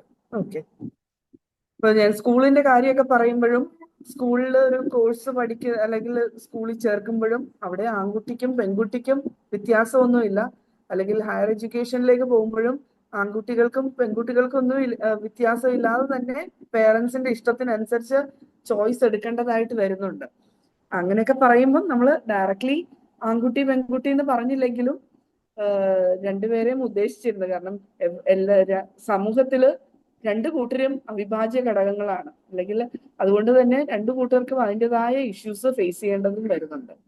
Thank you sir, thank you so much. അടുത്തത് രാജു ഫിലിപ്പ് സാർ. ഓക്കെ, ഇന്നത്തെ ഈ പ്രൗഢമായ പ്രബന്ധം അവതരിപ്പിച്ച ജോളി മാഡത്തിനെ പ്രത്യേകമായിട്ട് അഭിനന്ദിക്കുന്നു. ഇത് സംഘടിപ്പിച്ചതായിട്ടുള്ള ലൈറ്റൻ ഈ പ്ലാറ്റ്ഫോമിനെയും പ്രത്യേകമായിട്ട് അഭിനന്ദിക്കുന്നു. അതായത് ഇന്റർനാഷണൽ ഹ്യൂമൻ റൈറ്റ്സ് ഡേയുമായിട്ട് ചേർന്ന് ഇത് സംഘടിപ്പിച്ചത് വളരെയധികം പ്രസക്തമായിരിക്കുന്നു. അതുപോലെ മാഡത്തിൻ്റെ ഈ വളരെ പണ്ഡിതോചിതമായിട്ടുള്ള പ്രഭാഷണം എല്ലാ മേഖലകളെയും സ്പർശിച്ചുകൊണ്ടുള്ളതായിരുന്നു. പ്രധാനമായിട്ടും ഒരു മെയിൽ ഓറിയൻറ്റഡ് സൊസൈറ്റിയാണ് നമ്മുടെ രാജ്യം എന്ന് പറയുന്നത്. അത് പ്രത്യേകിച്ച് അത് ഇപ്പോഴത് കുറച്ചുകൂടി പെൺകുട്ടികളൊക്കെ കുറച്ച് ഇതായിട്ട് വരുന്നെന്ന് പറഞ്ഞാലും ഇപ്പോഴത്തെ ഈ രാഷ്ട്രീയ ചുറ്റുപാടിൽ സ്ത്രീകൾക്ക് പിന്നെയും അവരുടെ അവകാശങ്ങൾക്ക് വേണ്ടി വാദിക്കാനുള്ള അവസരം ഇല്ലാതെ പോകുന്ന സമയമാണ്. അതുകൊണ്ട് ഈ മെയിൽ ഓറിയൻറ്റഡ് സൊസൈറ്റിയിലെ സ്ത്രീകളാണ് കൂടുതലായിട്ട് ഇടം നഷ്ടപ്പെടുന്നത്, അവർക്ക് ഇഷ്ടപ്പെടുന്നതെന്നുള്ള യാതൊരു സംശയമില്ല. അതിനോട് ഞാൻ ജോളി മാഡത്തിനോട് യോജിക്കുന്നു. പിന്നെ ഞാൻ SB കോളേജിൽ പഠിച്ചൊരു വ്യക്തിയായിരുന്നുകൊണ്ട് 7 വർഷക്കാലം ഞാൻ SB കോളേജിലുണ്ടായിരുന്നു. 80s പിന്നെ എൻ്റെ മകൻ അവിടെ MBA മാസ്റ്റർ ഈ പറയുന്ന MBAക്ക് പഠിച്ചിരുന്നു. മകൾ അവിടെ PhD എടുത്തു. നമ്മുടെ ലിറ്ററേച്ചറിൽ MA ലിറ്ററേച്ചറിൽ PhD എടുത്തു. അങ്ങനെ വളരെയധികം SB കോളേജുമായിട്ട് വളരെയധികം വൈകാരികമായ ബന്ധമുള്ള വ്യക്തിയാണ് ജോളി മാഡം. എനിക്ക് തോന്നുന്നത് അടുത്ത സമയത്തായിരിക്കും അവിടെ ജോയിൻ ചെയ്തത്. കാരണം അവിടെ സ്ത്രീകൾ പ്രൊഫസർമാരില്ലായിരുന്നു. കുറച്ച് വർഷങ്ങളേ ആയിട്ടല്ലേ. ഞാൻ 2014 ജോയിൻ ചെയ്തതാണ്. അങ്ങനെ എൻ്റെ മകനുണ്ടായിരുന്നു അവിടെ MBAക്ക് ഉണ്ടായിരുന്നു. സിബി സക്കറിയ സാറൊക്കെ ഉള്ള സമയം. അതെ അതെ, അപ്പം അറിയാം. തീർച്ചയായിട്ടും എനിക്ക് ഈ മാഡത്തിൻ്റെ ഇന്നത്തെ പ്രഭാഷണം വളരെയധികം കുറച്ചുകൂടി വൈകാരികമായിട്ടുള്ള ഒരു ബന്ധമുണ്ട്. ഓക്കെ, അതല്ല ഇമ്പോർട്ടൻ്റ്. തീർച്ചയായിട്ടും ഇവിടെ എനിക്ക് മനസ്സിലായത്, അതായത് നമ്മുടെ ജനാധിപത്യ രാജ്യമാണ്. ജനാധിപത്യത്തിൽ എല്ലാവരും ഒരേ രീതിയിലാണ്. അവരെ ഇക്വാലിറ്റിയാണ്. Equality in religion, equality in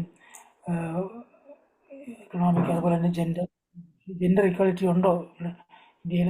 ഇന്ന് ഇല്ലെന്നുള്ളതാണ് നമുക്ക് എനിക്ക് കാണാൻ സാധിക്കുന്നത്. കാരണം ഈ ഷൈനി മാഡത്തിൻ്റെ ഷൈനിയെക്കുറിച്ചുള്ള അനുഭവമൊക്കെയും പറഞ്ഞു. ഇത്രയധികം വളരെയധികം ഭയാനകമായിട്ടുള്ള ഒരു ചിത്രമാണ് നമുക്ക് അവിടെ കാണാൻ സാധിക്കുന്നത്. തീർച്ചയായിട്ടും നമ്മുടെ രാജ്യത്ത് ഈ പറയുന്ന ഇക്വാലിറ്റി ഒന്നും ഇല്ല. ഇക്വാലിറ്റി ഓഫ് റിലീജിയൻ ഒന്നുമില്ല. ഇപ്പോൾ എല്ലാം നഷ്ടപ്പെട്ടുകൊണ്ടിരിക്കുന്ന അവസ്ഥയാണ്. അപ്പോൾ അതുകൊണ്ട് ജനാധിപത്യം തന്നെ ഉണ്ടോ എന്ന് തന്നെ സംശയമുണ്ട്. ജനാധിപത്യം എന്ന് പറഞ്ഞാൽ ഇതെല്ലാം ഇക്വാലിറ്റി ഉണ്ടാകേണ്ട കാലമാണ്. അതുപോലെ ജനാധിപത്യത്തിൻ്റെ ഒരു 4 മേഖലകളിലും ഇതുപോലെ ക്ഷയിച്ചുകൊണ്ടിരിക്കുകയാണ്. അതെ, അപ്പോൾ അതിന് 5ാമത്തെ ഒരു പില്ലർ വരണമെന്നാണ് മാഡം അവസാനിപ്പിച്ചത്. ഇതിൻ്റെയൊക്കെ ഒരു 5ാമതൊരു പില്ലർ വേണം. അതായത് ഒരുമിച്ച് നിന്ന് ശബ്ദം ഉയർത്താനുള്ളതായിട്ടുള്ള ഒരു 5th പില്ലർ. അതാണ് 5th പില്ലർ. 4th പില്ലർ എന്ന് പറയുന്നത് നമ്മുടെ ഈ മീഡിയയാണ്. മീഡിയ എന്ന് പറയുന്നത് അത് തന്നെ. മീഡിയ എന്ന് പറയുന്നത് അധികാരികളുടെ കയ്യിലാണ്. അതുകൊണ്ട് തീർച്ചയായിട്ടും മീഡിയയും അതിന് മുമ്പ് ജുഡീഷ്യറി നമുക്കറിയാം. ഇന്ന് കണ്ടല്ലോ കഴിഞ്ഞ ദിവസം ജുഡീഷ്യറിയും ഇങ്ങനെയാണ് പോകുന്നത്. ജുഡീഷ്യറിയും എല്ലാം ഈ എല്ലാ ശിലകളും നശിച്ചുകൊണ്ടിരിക്കുന്ന അവസ്ഥയാണ്. അപ്പോൾ ഈ അവസ്ഥയിൽ മേഡം അവസാനം പറഞ്ഞതായിട്ടുള്ള 5ാമത്തെ ശിലയാണ് ഈ പറയുന്ന സംഘടിതമായിട്ടുള്ള ഒരു ശബ്ദമുയർത്തൽ. അത് നമ്മുടെ നോർത്ത് ഇന്ത്യയിലെ കൃഷിക്കാർ, അതായത് പഞ്ചാബിലെ കൃഷിക്കാർ സംഘടിച്ച് നിന്ന് അവർ ഫൈറ്റ് ചെയ്തപ്പോൾ അവരുടെ പല അവകാശങ്ങൾക്ക് അവർ നേടിയെടുക്കാൻ സാധിച്ചു. അപ്പോൾ അങ്ങനെ ഇങ്ങനെയുള്ള അവകാശങ്ങൾ നേടിയെടുക്കണമെങ്കിൽ തീർച്ചയായിട്ടും നമ്മൾ ഈ സ്ത്രീകളെ അവരെ നമ്മൾ സപ്പോർട്ട് ചെയ്യാൻ, സ്ത്രീകളും ഇതുപോലെ അവരുടെ അവകാശങ്ങൾക്ക് വേണ്ടി വാദിക്കണം. ഈ തൻ്റേതായ ഇടം എന്ന് പറയുമ്പം തൻ്റെ ഇടം എന്ന് ഞാൻ പറയും. കാരണം സ്ത്രീകൾ ചില നമ്മൾ പറഞ്ഞില്ല, ആ സ്ത്രീ തൻ്റെടിയാണ്. ആ തൻ്റെടി എന്ന് പറഞ്ഞാൽ എൻ്റെ അർത്ഥം നല്ല അർത്ഥമാണ് വേണ്ടി. നമ്മൾ എപ്പോഴും മോശമായ അർത്ഥത്തിൽ ഉപയോഗിക്കും. തൻ്റെ നേടുന്ന ആളിനെയാണ് തൻ്റെടി എന്ന് പറയുന്നത്. ഞാൻ വിചാരിച്ച മേഡം ആ വാക്ക് പറയുമായിരിക്കുമെന്ന്. പക്ഷെ പലപ്പോഴും തൻ്റെടിയായ സ്ത്രീ എന്ന് പറഞ്ഞു കഴിഞ്ഞാൽ നമ്മൾ മോശമായ രീതിയിലാണ് അവരെ അവതരിപ്പിക്കുന്നത്. തൻ്റേതായ ഇടം നേടുന്ന വ്യക്തി എന്നുള്ളതാണ്. അപ്പോൾ അതിനു വേണ്ടി ശ്രമിക്കുന്ന സ്ത്രീകളെ ഇപ്പോൾ നമുക്ക് കാണാൻ സാധിക്കും. അങ്ങനെയുള്ളതിൽ പലപ്പോഴും നമ്മൾ അതായത് അവരെയൊക്കെ കുത്തുന്നത് തൻ്റെടിയായ സ്ത്രീ എന്നൊക്കെ പറഞ്ഞുകൊണ്ട് അവരെ മാറ്റി നിർത്താൻ ശ്രമിക്കും. അവരെ പലപ്പോഴും ഈ പറഞ്ഞതായിട്ടുള്ള സമൂഹത്തിൽ നിന്നും അവരെ എന്നാ പറയുന്നത് അപമാനിക്കാനൊക്കെ ശ്രമിക്കാറുണ്ട്. അതുകൊണ്ട് പലപ്പോഴും അങ്ങനെയുള്ള സ്ത്രീകൾ ഇങ്ങനെയുള്ള കാര്യങ്ങൾ കടന്നു വരാറില്ല. അതുകൊണ്ട് തീർച്ചയായിട്ടും പുരുഷന്മാരുടെ ഭാഗത്തു നിന്നും ഈ സ്ത്രീകൾക്ക് തീർച്ചയായിട്ടും വലിയ ഒരു അംഗീകാരം കൊടുക്കേണ്ടത് ആവശ്യമാണ്. അതാണ് തീർച്ചയായിട്ടും ഇന്നിവിടെ പറഞ്ഞതെന്ന് ഞാൻ തീർച്ചയായിട്ടും ഓർക്കുന്നു. അതിന് പ്രത്യേകമായിട്ട് ജോളി മാഡത്തിന് ഞാൻ ഡോക്ടർ ജോളി ജെയിംസ് മാഡത്തിനെ പ്രത്യേകം അഭിനന്ദിച്ചുകൊണ്ടും എൻ്റെ വാക്കുകൾ അവസാനിപ്പിക്കുന്നു. Back to Wilson sir. അടുത്തത് ഫിലിപ്പ് കല്ലട സാറാണ്. നമസ്കാരം, കേൾക്കാമല്ലോ? കേൾക്കാം. ഡോക്ടർ ജോളി ജെയിംസ് മനുഷ്യാവകാശ ദിന സംരക്ഷണത്തോടനുബന്ധിച്ച് എൻ്റെ ഇടം നഷ്ടപ്പെടുമ്പോൾ എന്ന അനുഭവത്തെ വെളിപ്പെടുത്തി. സമൂഹത്തിൽ മാത്രമല്ല, ജീവിതത്തിൽ, ഭവനത്തിൽ, സ്വന്തം രാജ്യത്ത്, തൊഴിലിടങ്ങളിൽ, സ്വന്തം സമുദായത്തിൽ എല്ലാം ഇടം നഷ്ടപ്പെട്ടവരുടെ ഒരു ലോകത്താണ് നാം ഇന്ന് ജീവിക്കുന്നത്. എനിക്കൊരു സംശയമേ ഉള്ളൂ. ബാക്കി കാര്യങ്ങളൊക്കെ പറഞ്ഞത് വളരെ ഭംഗിയായി പറഞ്ഞു. എല്ലാവരും ഇത് അറിയേണ്ടത് തന്നെയാണ്. സോഷ്യൽ വർക്ക് ഡിപ്പാർട്ട്മെൻറ്റ് മിക്ക കോളേജുകളിലുമുണ്ട്. ഞാൻ അതിൻ്റെ ഭാഗമായിട്ട് കുറച്ചു കാലം എൻ്റെ ഡിപ്പാർട്ട്മെൻറ്റിന് അടുത്ത് തന്നെ ഉണ്ടായിരുന്നതാണ്. ആ സമയത്ത് അവരുമായിട്ട് എനിക്ക് ബന്ധമുണ്ട്. ഇതുപോലെ പല ക്യാമ്പുകൾ നടത്തുക, ആ ക്യാമ്പിലുണ്ടാകുന്ന അനുഭവങ്ങളൊക്കെ പങ്കിടുന്നത് ഞാൻ പലപ്പോഴും കേട്ടിട്ടുണ്ട്. ഇവിടെ സ്ത്രീകളും കുഞ്ഞുങ്ങളും മാത്രം അനുഭവിക്കുന്നതിന് കൂടുതൽ പ്രാധാന്യം കൊടുത്തുകൊണ്ടാണ് മാഡം പറഞ്ഞത്. അത് ശരി തന്നെയാണ്. എന്നാൽ മാത്രമല്ല, സ്ത്രീകളും കുഞ്ഞുങ്ങളും മാത്രമല്ല, സമൂഹത്തിലെ എല്ലാ പ്രായത്തിൽപ്പെട്ടവരും ആണുങ്ങളും പെണ്ണുങ്ങളും എല്ലാം ഈ ഒരു ഇടം നഷ്ടപ്പെട്ട അനുഭവത്തിലൂടെ കടന്നു പോകുന്നുണ്ട്. അതിന് പണ്ടുകാലത്ത് അറിയാതെ പോയതിന് കാരണം ഇത്രയും സോഷ്യൽ മീഡിയ പ്രാധാന്യമില്ലായിരുന്നു. ഇന്നിപ്പോൾ അത് കൂടുതൽ ആൾക്കാർ അതിലേക്ക് പകർന്നു എന്നുള്ളത് ശരി. എന്നാൽ ഇവരെ ഉദ്ധരിക്കുവാൻ ഈ മലവർഗത്തിൽപ്പെട്ടവരും SC/ST ആൾക്കാരുമൊക്കെ തകർന്നു പോയവരെ ഉദ്ധരിക്കുവാൻ എത്ര പേര് ശ്രമിക്കുന്നുണ്ട് നമ്മുടെ സമൂഹത്തിൽ? അതിൽ എത്ര പേര് ഭാഗവാക്കാകുന്നുണ്ട്? അവരൊക്കെ ജീവിച്ച് മരിക്കണമെന്നൊക്കെ മാഡം പറഞ്ഞത് ശരിയാണ്. പക്ഷേ തയ്യാറാകുന്നവരുടെ എണ്ണം, തയ്യാറാകുന്നവരുടെ സംഘടന വളരെ വളരെ ചെറുതാണ്. ഇന്ന് എന്താണ് സംഭവിക്കുന്നത്?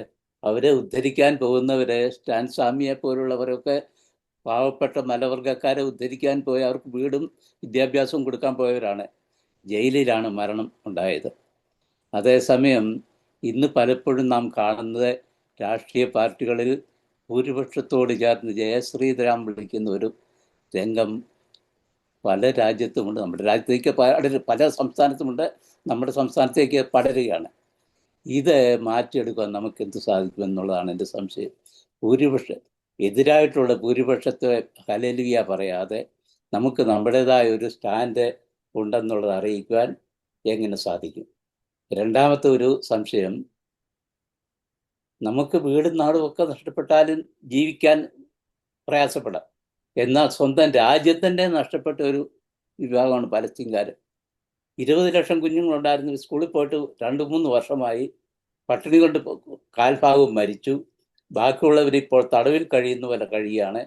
സുഡാനിൽ ഇതുപോലെ തന്നെ ഭൂമി നഷ്ടപ്പെടുകയാണ്. കുറേ പേർക്ക് ജീവിക്കാൻ നിവൃത്തിയില്ലാതെ രാജ്യം നഷ്ടപ്പെടുകയാണ്.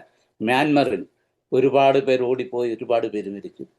ഇവിടെയൊക്കെ നടക്കുന്ന മനുഷ്യാവകാശ ധ്വംസനത്തിനെതിരെ വിളിച്ചു പറയുകയും പോരാടുകയും ചെയ്യുന്ന എത്ര പേരുണ്ട്?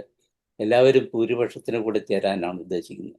ഇവരൊക്കെ നമ്മുടെ കുഞ്ഞുങ്ങളെപ്പോലെ, നമ്മളെപ്പോലെ ജീവിക്കാൻ ആഗ്രഹിക്കുന്നവരും ചിന്തിക്കുന്നവരും സ്കൂളിൽ സമർത്ഥരായി പഠിച്ചവരും ഒക്കെയാണെന്ന് ഓർക്കണം. ഇവരെക്കുറിച്ച് നമുക്കുള്ള വിലാപസംഗീതമാണോ അതോ ആഘോഷമാണോ ചെയ്യേണ്ടതെന്നുള്ളത് ഒരു സംശയമാണ്. ഈ രണ്ട് അനുഭവത്തിലൂടെ പോകുമ്പോൾ ലോകം മുഴുവൻ ഒന്നായി തീരണമെന്നൊക്കെയാണ് നമ്മുടെ സന്തോഷത്തിൻ്റെ അതിര്. എല്ലാവരും ഒന്നിച്ച് വസുധൈത കുടുംബം എന്നൊക്കെ നമ്മൾ പ്രഖ്യാപിക്കും. പക്ഷെ അതിനുവേണ്ടി പ്രസംഗത്തിലല്ലാതെ പ്രവൃത്തി ചെയ്യുന്ന എത്ര പേരുണ്ടെന്ന് എനിക്ക് സംശയമുണ്ട്. ഈ 2 സംശയമുള്ളൂ. മാഡത്തിന് സാറിനെ ഒന്ന് പരിചയപ്പെടുത്താവോ?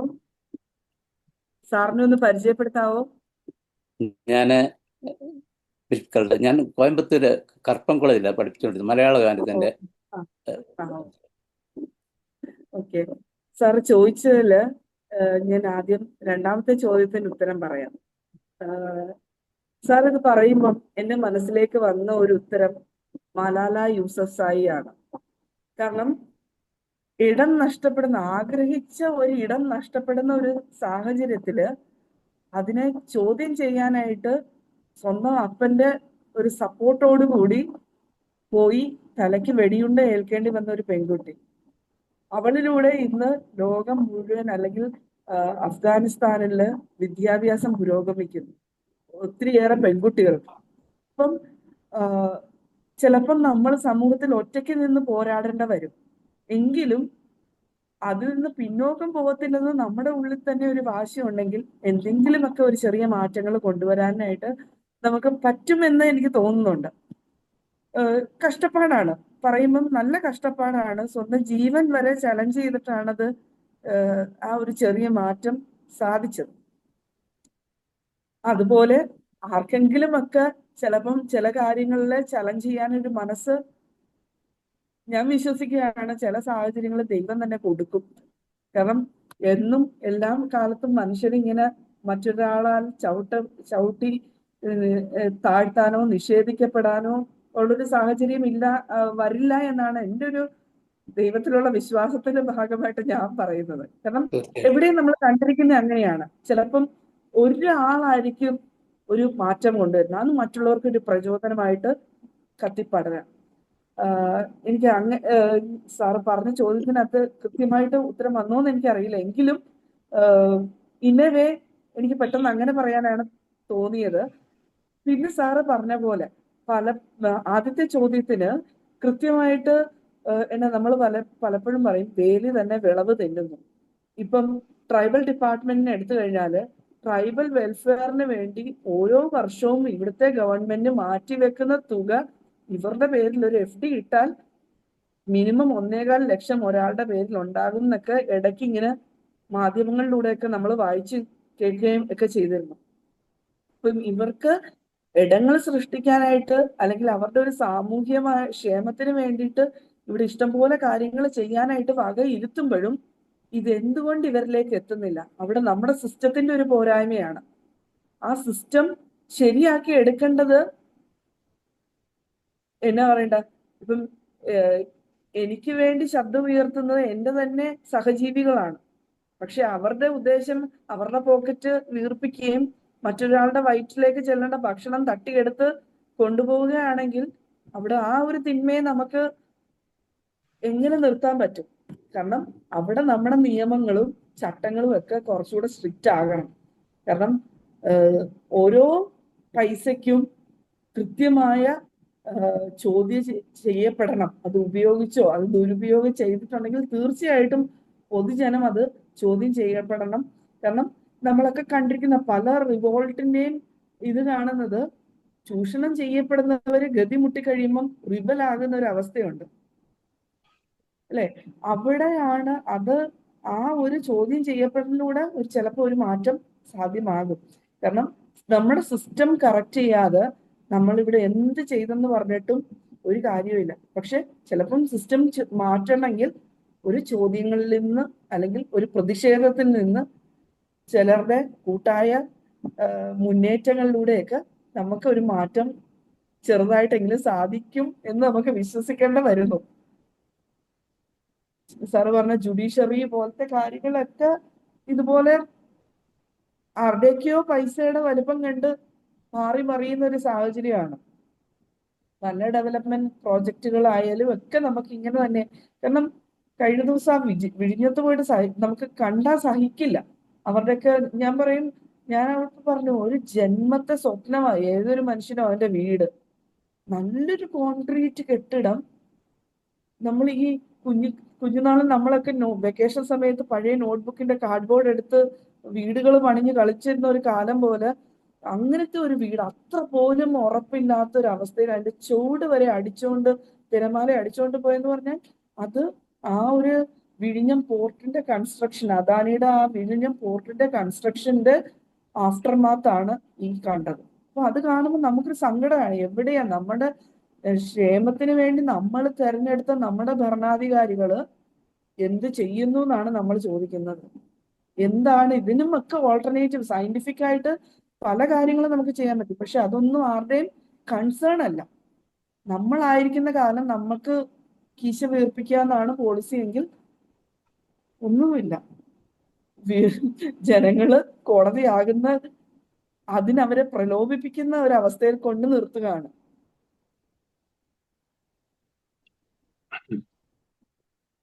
അടുത്തത് ഹാൻഡ് റൈസ് ചെയ്തിരിക്കുന്നത് ഞാൻ തന്നെയാണ്. ചോദിക്കാമല്ലോ. തീർച്ചയായിട്ടും സാറേ. ഒന്നാമത്തെ ആദ്യമേ doctor Jolly K James madam നന്നായിട്ട് വിഷയം അവതരിപ്പിച്ചു. എല്ലാവിധ അഭിനന്ദനങ്ങളും അറിയിക്കുന്നു. വളരെ ആഴത്തിലേക്ക് പോയി. അതുപോലെ പ്രത്യേകിച്ച് സ്ത്രീകൾക്കും കുട്ടികൾക്കും കൂടുതൽ ഊന്നൽ കൊടുത്ത് പറഞ്ഞു എന്നുള്ള വസ്തുതയാണ്. അതുതന്നെയാണ്, അവരാണ് കൂടുതൽ ഇടം നഷ്ടപ്പെടുന്നവര്. എന്നാലേ എനിക്ക് പറയാനുള്ളത്, ഇടം നഷ്ടപ്പെടുന്നവരെ പറ്റി പറയുമ്പോഴേ ഇടം കൊടുക്കാത്തവരെ പറ്റിയും പറയണം. അതായത് ഇവർക്ക് ഇടം നഷ്ടപ്പെടുന്നത് എങ്ങനെയാ? ഇപ്പം തന്നെ നമ്മുടെ രാജ്യത്തെ ഈ ട്രൈബ്, ഷെഡ്യൂൾ കാസ്റ്റ് ഇതുപോലൊക്കെ അല്ലെങ്കിൽ അവഗണിക്കപ്പെട്ട വിഭാഗത്തിന് അവരുടെ ഇടം കൊടുക്കാതിരിക്കുക. ആ കൊടുക്കാതിരിക്കുന്നവരെ തുറന്നു കാട്ടാനായിട്ടുള്ള എന്ത് ശ്രമമാണ് നമ്മൾ നടത്തേണ്ടതെന്നാണ് ഒന്നാമത് എനിക്കൊന്ന് ചോദിക്കാനായിട്ടുള്ളത്. ഈ എവിടൊക്കെ ഇടം കൊടുക്കുന്നില്ല, അല്ലെങ്കിൽ കിട്ടേണ്ട ഇടം കൊടുക്കാതെ പിടിച്ചു മേടിക്കുന്നവരെ പറ്റി ഉള്ള ഒരു ഉത്കണ്ഠയാണ്. അവരെ എങ്ങനെ തുറന്നു കാട്ടാൻ? രണ്ട്, ഇതിനൊക്കെ ഇടയ്ക്ക് പറഞ്ഞു കൗൺസിലിങ്ങും അതുപോലെയുള്ള കാര്യങ്ങളൊക്കെ ഉണ്ടായിരുന്നെങ്കിൽ അവരൊക്കെ ആ പ്രത്യേക സാഹചര്യത്തിൽ നിന്ന് രക്ഷപ്പെട്ടു പോകുമായിരുന്നു എന്ന് പറഞ്ഞു. ഇതാരാണ് ഈ കൗൺസിലിങ്ങും അതുപോലുള്ള ബോധവൽക്കരണങ്ങളും നടത്തേണ്ടത് ആരാണ്? അത് പ്രത്യേകിച്ച് ആ സൂയിസൈഡ് ചെയ്ത ലേഡിയെ സംബന്ധിച്ച് എൻ്റെ ഒരു വിശ്വാസം അവരുടെ പള്ളിക്കാർ തന്നെയായിരുന്നു അത് ചെയ്യേണ്ടത്. അതുകൊണ്ട് ഒരു സഭകളിലൊക്കെ അംഗങ്ങളായിരിക്കുന്നവരെ ഈ രീതിയിൽ കൗൺസിൽ ചെയ്തതും അവരുടെ കാര്യങ്ങൾ കെയർ ചെയ്യേണ്ടതും അവരുടെ സ്വന്തം ഇടവകയ്ക്ക് ഒരു ഉത്തരവാദിത്വം ഇല്ലേ? അവരല്ലേ അത് ചെയ്യേണ്ടത്? അതാണ് എൻ്റെ രണ്ടാമത്തെ ചോദ്യം. മൂന്നാമതായിട്ട് ചോദിക്കാനുള്ളത്, ഇങ്ങനെ ആദ്യം ഒരു കുട്ടിയെ രക്ഷപ്പെടുത്താൻ ഒരു മാതാപിതാക്കൾ ശ്രമിച്ച ഒരു കാര്യം പറഞ്ഞു. അത് നല്ല കാര്യം തന്നെയാണ്. ആ കൊച്ച് തുടരാൻ വയ്യാന്ന് രാത്രി 1:30 വിളിച്ചു പറയുമ്പോൾ തീർച്ചയായിട്ടും അത് തന്നെയാണ് അതിന് ഉത്തരം. പക്ഷേ എല്ലാ കുഞ്ഞുങ്ങളും അങ്ങനെ വിളിച്ചു പറയാൻ തുടങ്ങിയാല് ഇന്നത്തെ കുഞ്ഞുങ്ങളുടെ ഒരു പ്രതിസന്ധിയെ നേരിടാനില്ല പറ്റാത്ത ഒരു കഴിവില്ലായ്മ കൊണ്ടല്ലേ അങ്ങനെ പറയുന്നത്. അതിനെ ആ പ്രതിസന്ധിയെ നേരിടുവാന് പര്യാപ്തമാക്കേണ്ട ഒരു കടമയോട് നമുക്കില്ലേ? ഈ മൂന്ന് കാര്യമാണ് എനിക്ക് ചോദിക്കാനുള്ളത്. സാറിന് ചോദ്യം ഒന്നുകൂടെ ഒന്നാമത്തെ ചോദ്യം ചോദിക്കാമോ? ഇടം നഷ്ടപ്പെടുത്തുന്നവരെ എങ്ങനെ തുറന്നു കാട്ടാൻ അവർക്കെതിരെയുള്ള ഒരു പോരാട്ടം വേണ്ടതായിരുന്നു ആദ്യം ചോദിച്ചത്. ഇടം നഷ്ടപ്പെടുന്നവരെ നഷ്ടപ്പെടുത്തുന്നവരെ കുറിച്ച് തുറന്നു കാട്ടുക എന്ന് പറഞ്ഞു കഴിഞ്ഞാല് പലപ്പോഴും നമുക്ക് റെസ്ട്രിക്ഷൻ വരുന്നത് ഈ പറയുന്ന സോഷ്യൽ സ്റ്റിഗ്മാസ് ആണ്. അതായത് സൊസൈറ്റി, ഇപ്പം ഞാൻ പറയട്ടെ, എനിക്ക് ജീവിക്കാൻ പറ്റാത്തൊരു സാഹചര്യം എൻ്റെ വീട്ടിലുണ്ടെങ്കിൽ അത് പബ്ലിക്കായിട്ട് പോയി പറയാനായിട്ട് ഞാനത് പറഞ്ഞാൽ ആക്സെപ്റ്റ് ചെയ്യുന്ന ഒരു സമൂഹമാണോ എന്നുള്ളതാണ് ഒന്നാമത്തെ കാര്യം. ഇപ്പം ഒരു എക്സാമ്പിൾ പറഞ്ഞാൽ, ഒരു ചൈൽഡ് സെക്ഷൽ അബ്യൂസ് നടന്നെന്ന് വിചാരിക്കാം. ഈ കുട്ടി പോയി ആദ്യം അവൾക്ക് സേഫായിട്ട് പറയാൻ പറ്റുന്ന ഒരു ഇടം എന്ന് പറയുന്നത് സ്വന്തം അമ്മയായിരിക്കും, അല്ലെങ്കിൽ സ്വന്തം വീട്ടിലെ അമ്മയോടായിരിക്കാം എന്ന് നമ്മൾ അസ്യൂം ചെയ്യുന്നു. പക്ഷെ ചെയ്തത് കുട്ടിയുടെ സ്വന്തം പിതാവായ ഇൻസ്റ്റൻസും ഉണ്ട്. ഞാൻ അങ്ങനെ ഒരു ഇൻസ്റ്റൻസിന്റെ ബേസിസിലാണ് പറയുന്നത്. അപ്പോൾ പറഞ്ഞു കഴിഞ്ഞാൽ അമ്മ വിശ്വസിക്കുക, അതാണ് ആദ്യം നമ്മുടെ മനസ്സിലേക്ക്.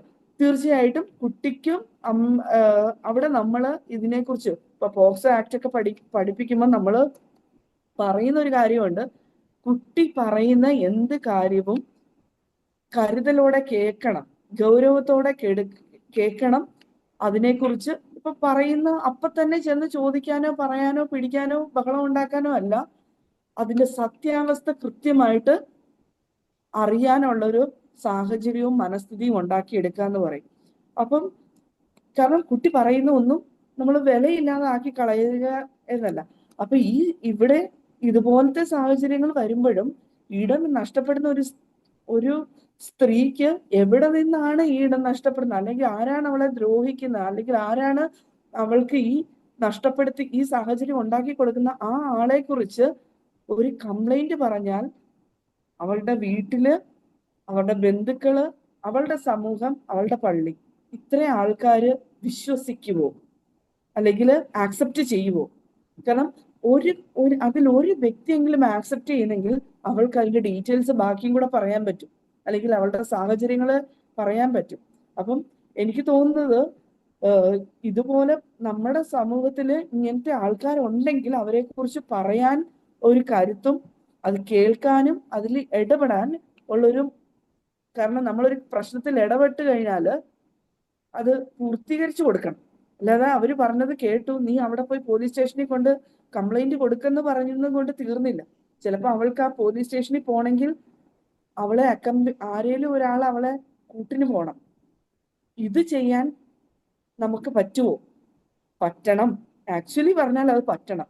പക്ഷേ നമ്മുടെ പല സാമൂഹിക സാഹചര്യങ്ങള്, കുടുംബത്തിന്റെ സാഹചര്യങ്ങളൊക്കെ വെച്ച് കൊടുത്തിട്ട് നമ്മൾ പറയും, അയ്യോ എനിക്കിപ്പോ പറ്റില്ല, എനിക്ക് ഒത്തിരി ഉത്തരവാദിത്വമുണ്ട്, ഒത്തിരി ജോലിയുണ്ട്, ഇന്ന് പറ്റത്തില്ല എന്ന് പറഞ്ഞു വിടും. നീ വേറൊരാളെ കൂട്ടിക്കൊണ്ട് പോകും. അവിടെ തന്നെ അവളുടെ മനസ്സിടിയുവാണ്, ഞാൻ പോയാൽ ഒറ്റപ്പെട്ടു പോവും, എനിക്ക് ഒറ്റയ്ക്ക് പോകാനായിട്ട് പേടിയാണ്. ആ സമയം നമ്മൾ വിചാരിക്കുകയാണ്, എൻ്റെ ഒരു ഉത്തരവാദിത്വത്തിന്റെ ഭാഗമായിട്ട് അല്ലെങ്കിൽ എൻ്റെ ഒരു കരുതലിന്റെ ഭാഗമായിട്ട് ഞാൻ കൂടെ പോകാം, നിനക്ക് എന്ത് വന്നാലും ഏത് പാതിരാത്രി വേണേലും നീ എന്നെ വിളിച്ചോ, ഞാൻ നിന്റെ കൂടെ ഉണ്ട് എന്ന് പറഞ്ഞാൽ അവിടെ ഉണ്ടാകുന്ന സാഹചര്യം എന്തായിരിക്കും? അവൾക്കൊരു ഒരു ഒരു കുഞ്ഞ് ധൈര്യമാണ് അവിടെ തുടങ്ങുന്നത്. അപ്പം നമുക്ക് പലപ്പോഴും മറ്റുള്ളൊരാളുടെ പ്രശ്നത്തിലേക്ക് നമ്മൾ സഹായിക്കണം മനസ്സുണ്ടെങ്കിലും ചിലപ്പം നിങ്ങൾക്ക് ഈ പറഞ്ഞ കൂട്ടുകാരി ഈ മനസ്സ് കാണിച്ചാല് അവളുടെ ഫാമിലിയിൽ നിന്നായിരിക്കും ആദ്യത്തെ റെസ്പോൺസ് വരുന്നത്, അങ്ങനെ പോകാൻ പറ്റത്തില്ല. അവളുടെ ഭർത്താവോ അവളുടെ വീട്ടുകാരോ ഇൻലോസോ ഒക്കെ ആയിരിക്കും ചിലപ്പോൾ പറയുന്നത്, നീ അവളുടെ കൂടെ പോകാൻ പോണ്ട, രണ്ട് വീട്ടുകാരും തമ്മിൽ പിന്നെ പ്രശ്നമാണ്, അല്ലേ? ഇതൊക്കെ നമ്മുടെ സോഷ്യൽ റിയാലിറ്റീസ് പലതുമുണ്ട്.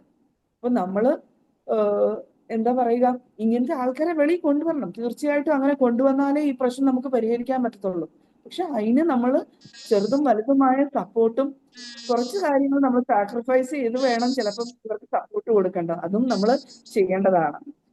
സാറ് പറഞ്ഞതിന് ആൻസർ ആയോ എന്നറിയില്ല, എങ്കിലും കാരണം ഇത് കട്ട് ആൻഡ് റൈറ്റ് പിന്നെ ഇന്നത് ചെയ്യുക ഇന്നത് പറയുക എന്ന് പറഞ്ഞ് നമുക്ക് നിർത്താൻ പറ്റില്ല. അതാണ്, അല്ലെങ്കിൽ ഷോർട്ട് കട്ട് ആൻസേഴ്സ് ഇല്ല. കുറെ കാര്യങ്ങൾ ഇതുമായിട്ട് ബന്ധപ്പെട്ട് ചെയ്യേണ്ടതുണ്ട്. സാറിന്റെ രണ്ടാമത്തെ ക്വസ്റ്റ്യൻ രണ്ടാമത് പറഞ്ഞത് കൗൺസിലിംഗ് പോലുള്ള ഈ സന്നിഗ്ധ ഘട്ടങ്ങളില് ചർച്ച് പോലുള്ള കൂടെ നടക്കുന്ന പ്രസ്ഥാനങ്ങൾ ചേർന്ന് നടക്കുന്ന സഭകൾക്കൊക്കെ വലിയൊരു ഉത്തരവാദിത്വം ഇല്ല എന്നുള്ള ഞാൻ ചോദിച്ചു. തീർച്ചയായിട്ടും, കാരണം ഈ ഷൈനിയുടെ കേസിൽ ഷൈനി പലപ്പോഴും പള്ളിയിൽ ചെന്ന് പറഞ്ഞിട്ടുണ്ട് ഈ പ്രശ്നത്തിൽ ഇടപെടണമെന്ന്. അവിടെ ഹസ്ബൻഡിന്റെ ചേട്ടൻ ഒരു വൈദികനാണ്, ആന്റിമാര് കന്യാസ്ത്രീമാരാണ്. അപ്പം സഭ ആരുടെ പക്ഷത്ത് നിന്നെന്നുള്ളതാണ് മറ്റൊരു, അവിടെ അവസ്ഥകൾ നോക്കുന്നില്ല. പ്രശ്നം അനുഭവിക്കുന്ന ആൾക്കാർക്ക് സുരക്ഷിതമായ ഒരു കവചം ഉണ്ടാക്കി കൊടുക്കാനായിട്ട് നമുക്ക് പറ്റുന്നുണ്ടോ എന്നുള്ളതാണ്. ഇതിന് സാർ ഇത് പറയുമ്പം എൻ്റെ മുമ്പിൽ ഒരു എക്സാമ്പിൾ കൂടെ ഉണ്ട്. അതായത് ഞാൻ കണ്ണൂര് ഇരിട്ടിയിൽ ഒരു പള്ളിയിൽ പോയി. എൻ്റെ ചേച്ചിയുടെ വീട് അവിടെയാണ്. അപ്പൊ ഞാൻ ഇങ്ങനെ, ചേച്ചിയുടെ ഹസ്ബൻഡ് മരിച്ചു ഈ ജാനുവരി ആകുമ്പോൾ 1 വർഷമാണ്. അപ്പോ ആ സമയങ്ങളിൽ കണ്ണൂര് എന്ന് കഴിഞ്ഞപ്പോഴത്തേക്ക് അവരുടെ വികാരിയെ, ചേച്ചിയുടെ ഹസ്ബൻഡൊക്കെ മരിച്ച് പുള്ളിക്കാരി ഇങ്ങനെ കുറച്ചൊരു ക്രൈസിസിലൊക്കെ വന്ന സമയത്ത് അവിടുത്തെ വികാരി അച്ഛൻ പറഞ്ഞത്, ടീച്ചറിന് ചേച്ചി ഒരു ടീച്ചറാണ്. ടീച്ചറിന് എന്തെങ്കിലും ബുദ്ധിമുട്ട്, വീട്ടിൽ ഒറ്റയ്ക്ക് നിൽക്കാനായിട്ട് പേടിയോ എന്തെങ്കിലും ഒരു സാഹചര്യം ഉണ്ടെങ്കിൽ തീർച്ചയായിട്ടും പള്ളിയിൽ വരാം. അപ്പൊ അവരുടെ പള്ളിയിൽ ഒരു സംവിധാനം അവർ ഇനിഷ്യേറ്റ് ചെയ്തിരിക്കുന്നത് എന്താന്ന് വെച്ചാല്, കാരണം അതൊരു മലയോര മേഖലയാണ്. ഭർത്താക്കന്മാര് എല്ലുമുറിയെ പണിയെടുക്കും, രാത്രിയാകുമ്പോൾ കുടിക്കുന്ന ഒരു ശീലമുണ്ട്. അങ്ങനെ ആർക്കെങ്കിലും അവരുടെ ഫാമിലിയില് ഭർത്താവിന്റെ മദ്യപാനം മൂലം ഭാര്യയ്ക്കോ മക്കൾക്കോ എന്തെങ്കിലുമൊക്കെ വീട്ടിൽ നിൽക്കാൻ പറ്റാത്തൊരു സാഹചര്യം ഉണ്ടെങ്കിൽ അവർക്ക് രാത്രിയില് പള്ളിയില് ഒരു റൂം വളരെ സേഫ് ആയിട്ട് അവര് കരുതി വെച്ചിട്ടുണ്ട്, പണിത് വെച്ചിട്ടുണ്ട്. അതിനകത്ത് അവരുടെ സെക്യൂരിറ്റിക്ക് വേണ്ടിയിട്ട് ഒരു CCTVയും വെച്ചിട്ടുണ്ട്. അതിന്റെ അകത്ത് മാത്രമല്ല, വെളിയില്, റൂമിന്റെ അകത്തെന്നല്ല വെളിയില് CCTV വെച്ചിട്ട് ഇങ്ങനെ ഒരു റൂം അവിടെ പ്രൊവൈഡ് ചെയ്തിട്ടുണ്ട്. ആർക്കെങ്കിലും ഇതുപോലത്തെ സാഹചര്യങ്ങൾ ഉണ്ടെങ്കിൽ വന്ന് താമസിക്കുക. അപ്പൊ ചേച്ചി ഞങ്ങളോട് ഷെയർ ചെയ്തപ്പോൾ പറഞ്ഞാണ്, അച്ഛൻ പറഞ്ഞു മക്കളെല്ലാം പോയി കഴിഞ്ഞ് ഒറ്റയ്ക്ക് നിൽക്കുമ്പം ബുദ്ധിമുട്ടാണെങ്കിൽ ടീച്ചറിന് ഇവിടെ വന്ന് താമസിക്കാം, അല്ലെങ്കിൽ അവിടെ പല ആൾക്കാരും അങ്ങനെ ചെല്ലുന്നുണ്ട് അവിടെ. അപ്പം എനിക്ക് കേട്ടപ്പോൾ അതൊരു നല്ല കാര്യമായിട്ട് തോന്നി. അപ്പം ചേച്ചി തന്നെ ജസ്റ്റിഫൈ ചെയ്യാണ്. അപ്പൊ നമ്മൾ ആദ്യമായിട്ട് കേൾക്കുവാണ് അങ്ങനെ ഒരു കാര്യം. അപ്പൊ ചേച്ചി ജസ്റ്റിഫൈ ചെയ്യാണ്, ഇത് മലയോര മേഖലയാ, ഒത്തിരി ആൾക്കാർ കള്ളൊക്കെ കുടിച്ച് വീട്ടില് രാത്രിയാകുമ്പോൾ പ്രശ്നം ഉണ്ടാകുന്നു. അപ്പൊ സ്ത്രീകൾക്ക് അവിടെ നിൽക്കാൻ പറ്റിയ ഒരു സാഹചര്യം അല്ലെങ്കിൽ തീർച്ചയായിട്ടും അവർക്ക് പള്ളിയിൽ വരാം. അപ്പൊ നോക്കുക, സഭയ്ക്ക് ഒരു റോള്, എനിക്കൊരു മോഡലായിട്ട് എനിക്കത് ഒത്തിരി ഇഷ്ടപ്പെട്ട ഒരു കാര്യമായിരുന്നു. അതുകൊണ്ട് എനിക്ക് തോന്നുന്നു ഇതുപോലത്തെ കാര്യങ്ങളിലൊക്കെ പള്ളിക്കും സഭയ്ക്കും ഇടപെടാനായിട്ട് സാധിക്കും. പരിധികളുണ്ട്, പക്ഷെ അവിടെ സേഫ്റ്റി, പ്രൊട്ടക്ഷൻ, അതുപോലത്തെ കാര്യങ്ങൾ ഉറപ്പാക്കാനായിട്ട് ഒരു കാവലാളാകാനായിട്ട് സാധിക്കും. ഒത്തിരി പള്ളി കമ്മിറ്റികളിലാണെങ്കിൽ പോലും അവർക്ക് പണവും ബാക്കി പൊതുവായ കാര്യങ്ങൾ പറയുന്ന ഒപ്പം തന്നെ ഇതുപോലത്തെ സഭാംഗങ്ങളുടെ സുരക്ഷിതത്വത്തിന് വേണ്ട കാര്യങ്ങൾ, കരുതലുകൾ, സപ്പോർട്ട് കൊടുക്കാം. പിന്നെ ചോദിച്ചത് കൗൺസിലിങ്ങിനെ കുറിച്ചാണ്. കൗൺസിലിങ്ങിന്റെ കാര്യത്തില് ഞാൻ ഏറ്റവും ഒടുവിൽ പറഞ്ഞത്, ഈ ഇപ്പം പേരൻസിന്റെ അടുക്കലോട്ട് ഇപ്പോഴത്തെ കുട്ടികൾക്ക് ഒരു പ്രതിസന്ധിയെ നേരിടാൻ പറ്റാത്തൊരവസ്ഥയിലേക്ക് പോവുകയല്ലേ. അത് കുട്ടികളെ ആ രീതിയിൽ ഇപ്പൊ ആ ഒരു കുട്ടിയെ രാത്രി 1:30 വിളിച്ചു പറഞ്ഞ കുട്ടിയെ ചേർത്ത് നിർത്തിയതിന് ഒരു തെറ്റുമില്ല. പക്ഷേല് ഈ പോകുന്ന കുട്ടികളൊക്കെ ആ ലെവലിലേക്ക് പോകാതെ, നമ്മളൊക്കെ വളർന്ന സാഹചര്യം കുറെ കൂടെ ഇതിനെ പ്രതിസന്ധികളെ നേരിട്ട് ജീവിച്ചിരുന്ന ഒരു സാഹചര്യം ഉണ്ടായിരുന്നു. അതോടെ കൂട്ടത്തിലൊന്ന് ഓർമ്മിപ്പിച്ചതേ ഉള്ളൂ. അതെ, 1-2 കുട്ടികളാണ് അവർക്ക് വേണ്ടതെല്ലാം ചോദിക്കുന്നത് കൊടുത്ത് വളർത്തി കഴിഞ്ഞ് ഒരു അവരുടെ മുഖത്ത് നോക്കി പറഞ്ഞാൽ അവര് തകർന്നു പോകുന്ന ആൾക്കാരാണ്. അങ്ങനത്തെയാണ് ഇപ്പോഴത്തെ യങ്ങർ ജനറേഷൻ വരുന്നത്. നമ്മളും പലപ്പോഴും ഓർക്കും ഇത്രയും ഒരു ഡിഫറൻസ്, ഇത്രയും ഒരു ജനറേഷൻ ഗ്യാപ്പോ എന്ന് വിചാരിക്കും. പക്ഷെ അവിടെയെല്ലാം നമുക്ക് ചെയ്യാൻ പറ്റുന്നതെന്ന് പറഞ്ഞു കഴിഞ്ഞാൽ കുട്ടികളെ റിയാലിറ്റി ഓറിയന്റഡ് ആയിട്ട് നല്ലൊരു പരിധി വരെ ചെയ്യണം. പിന്നെ സാറേ ഇതുപോലെ അവര് ആഗ്രഹിച്ചു, അവര് പോയി പഠിച്ചു തുടങ്ങുമ്പോൾ ചില ക്രൈസിസ് ഉണ്ട്. ആ ക്രൈസിസിൽ അവർക്ക് പറയാനും, ചിലപ്പോൾ ഒരു ബ്രേക്കോ ഒരു ചെറിയ ഒരാഴ്ചത്തെ ലീവ് എടുത്ത് തിരിച്ചു വന്ന് ഒരു കൗൺസിലിംഗ് ഒക്കെ കൊടുത്തു കഴിഞ്ഞാൽ, അല്ലെങ്കിൽ ഒരു സൈക്കോളജിക്കൽ സപ്പോർട്ടൊക്കെ കൊടുത്തു കഴിഞ്ഞാൽ ചിലപ്പോൾ ഈ കൊച്ചു തിരിച്ചു പോവുകയും ചെയ്യും, തിരിച്ചു പോയി പഠിക്കുകയും ചെയ്യും. കാരണം ചിലപ്പോൾ ആ ഒരു കോളേജിന്റെ അക്കാഡമിക്കോ അല്ലെങ്കിൽ ഫ്രണ്ട് സർക്കിളിന്റെ ഇടയ്ക്കോ ഉണ്ടായ എന്തെങ്കിലുമൊക്കെ ചെറിയ ഇഷ്യൂസ്, പരീക്ഷയുടെ സ്ട്രെസ്സോ എന്തെങ്കിലുമൊക്കെ ആകാം പെട്ടെന്ന് അങ്ങനെ ഒരു കാര്യം പറഞ്ഞത്. പക്ഷെ തിരിച്ചും ഞാൻ കണ്ടിട്ടുണ്ട്.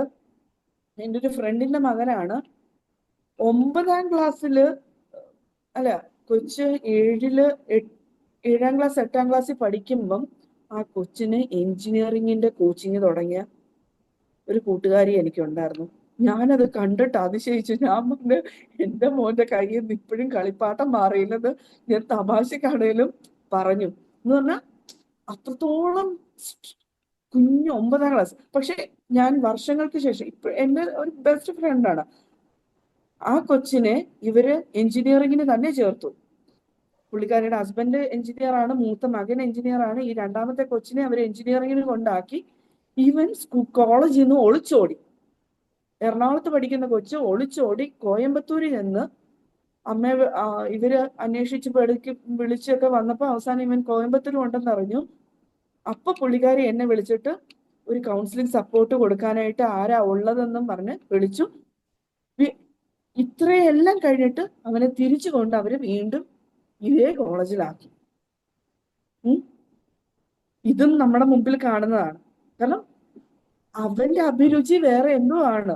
അതൊന്നും അന്വേഷിക്കാൻ പോലും സമ്മതിക്കാതെ അവനൊരു തിരിച്ചറിവ് പോലും ഉണ്ടാകുന്ന പ്രായത്തിന് മുമ്പേ അവനെ കൊണ്ട് എഞ്ചിനീയറിംഗിന്റെ കോച്ചിങ് ആണ്. അപ്പൊ ഞാൻ ഇങ്ങനെ ആലോചിക്കാൻ, ഇത്രയും ഇങ്ങനെ കൊടുക്കേണ്ട കാര്യമുണ്ടോ? ഇത്രയും 8ാം ക്ലാസ്സിൽ പഠിക്കുന്ന കൊച്ചിന് എഞ്ചിനീയറിംഗിന്റെ കോച്ചിങ് സ്റ്റാർട്ട് ചെയ്തു. ജോളി കൊച്ചിനെ ആക്കിയോന്നാ ചോദിക്കുന്നത്.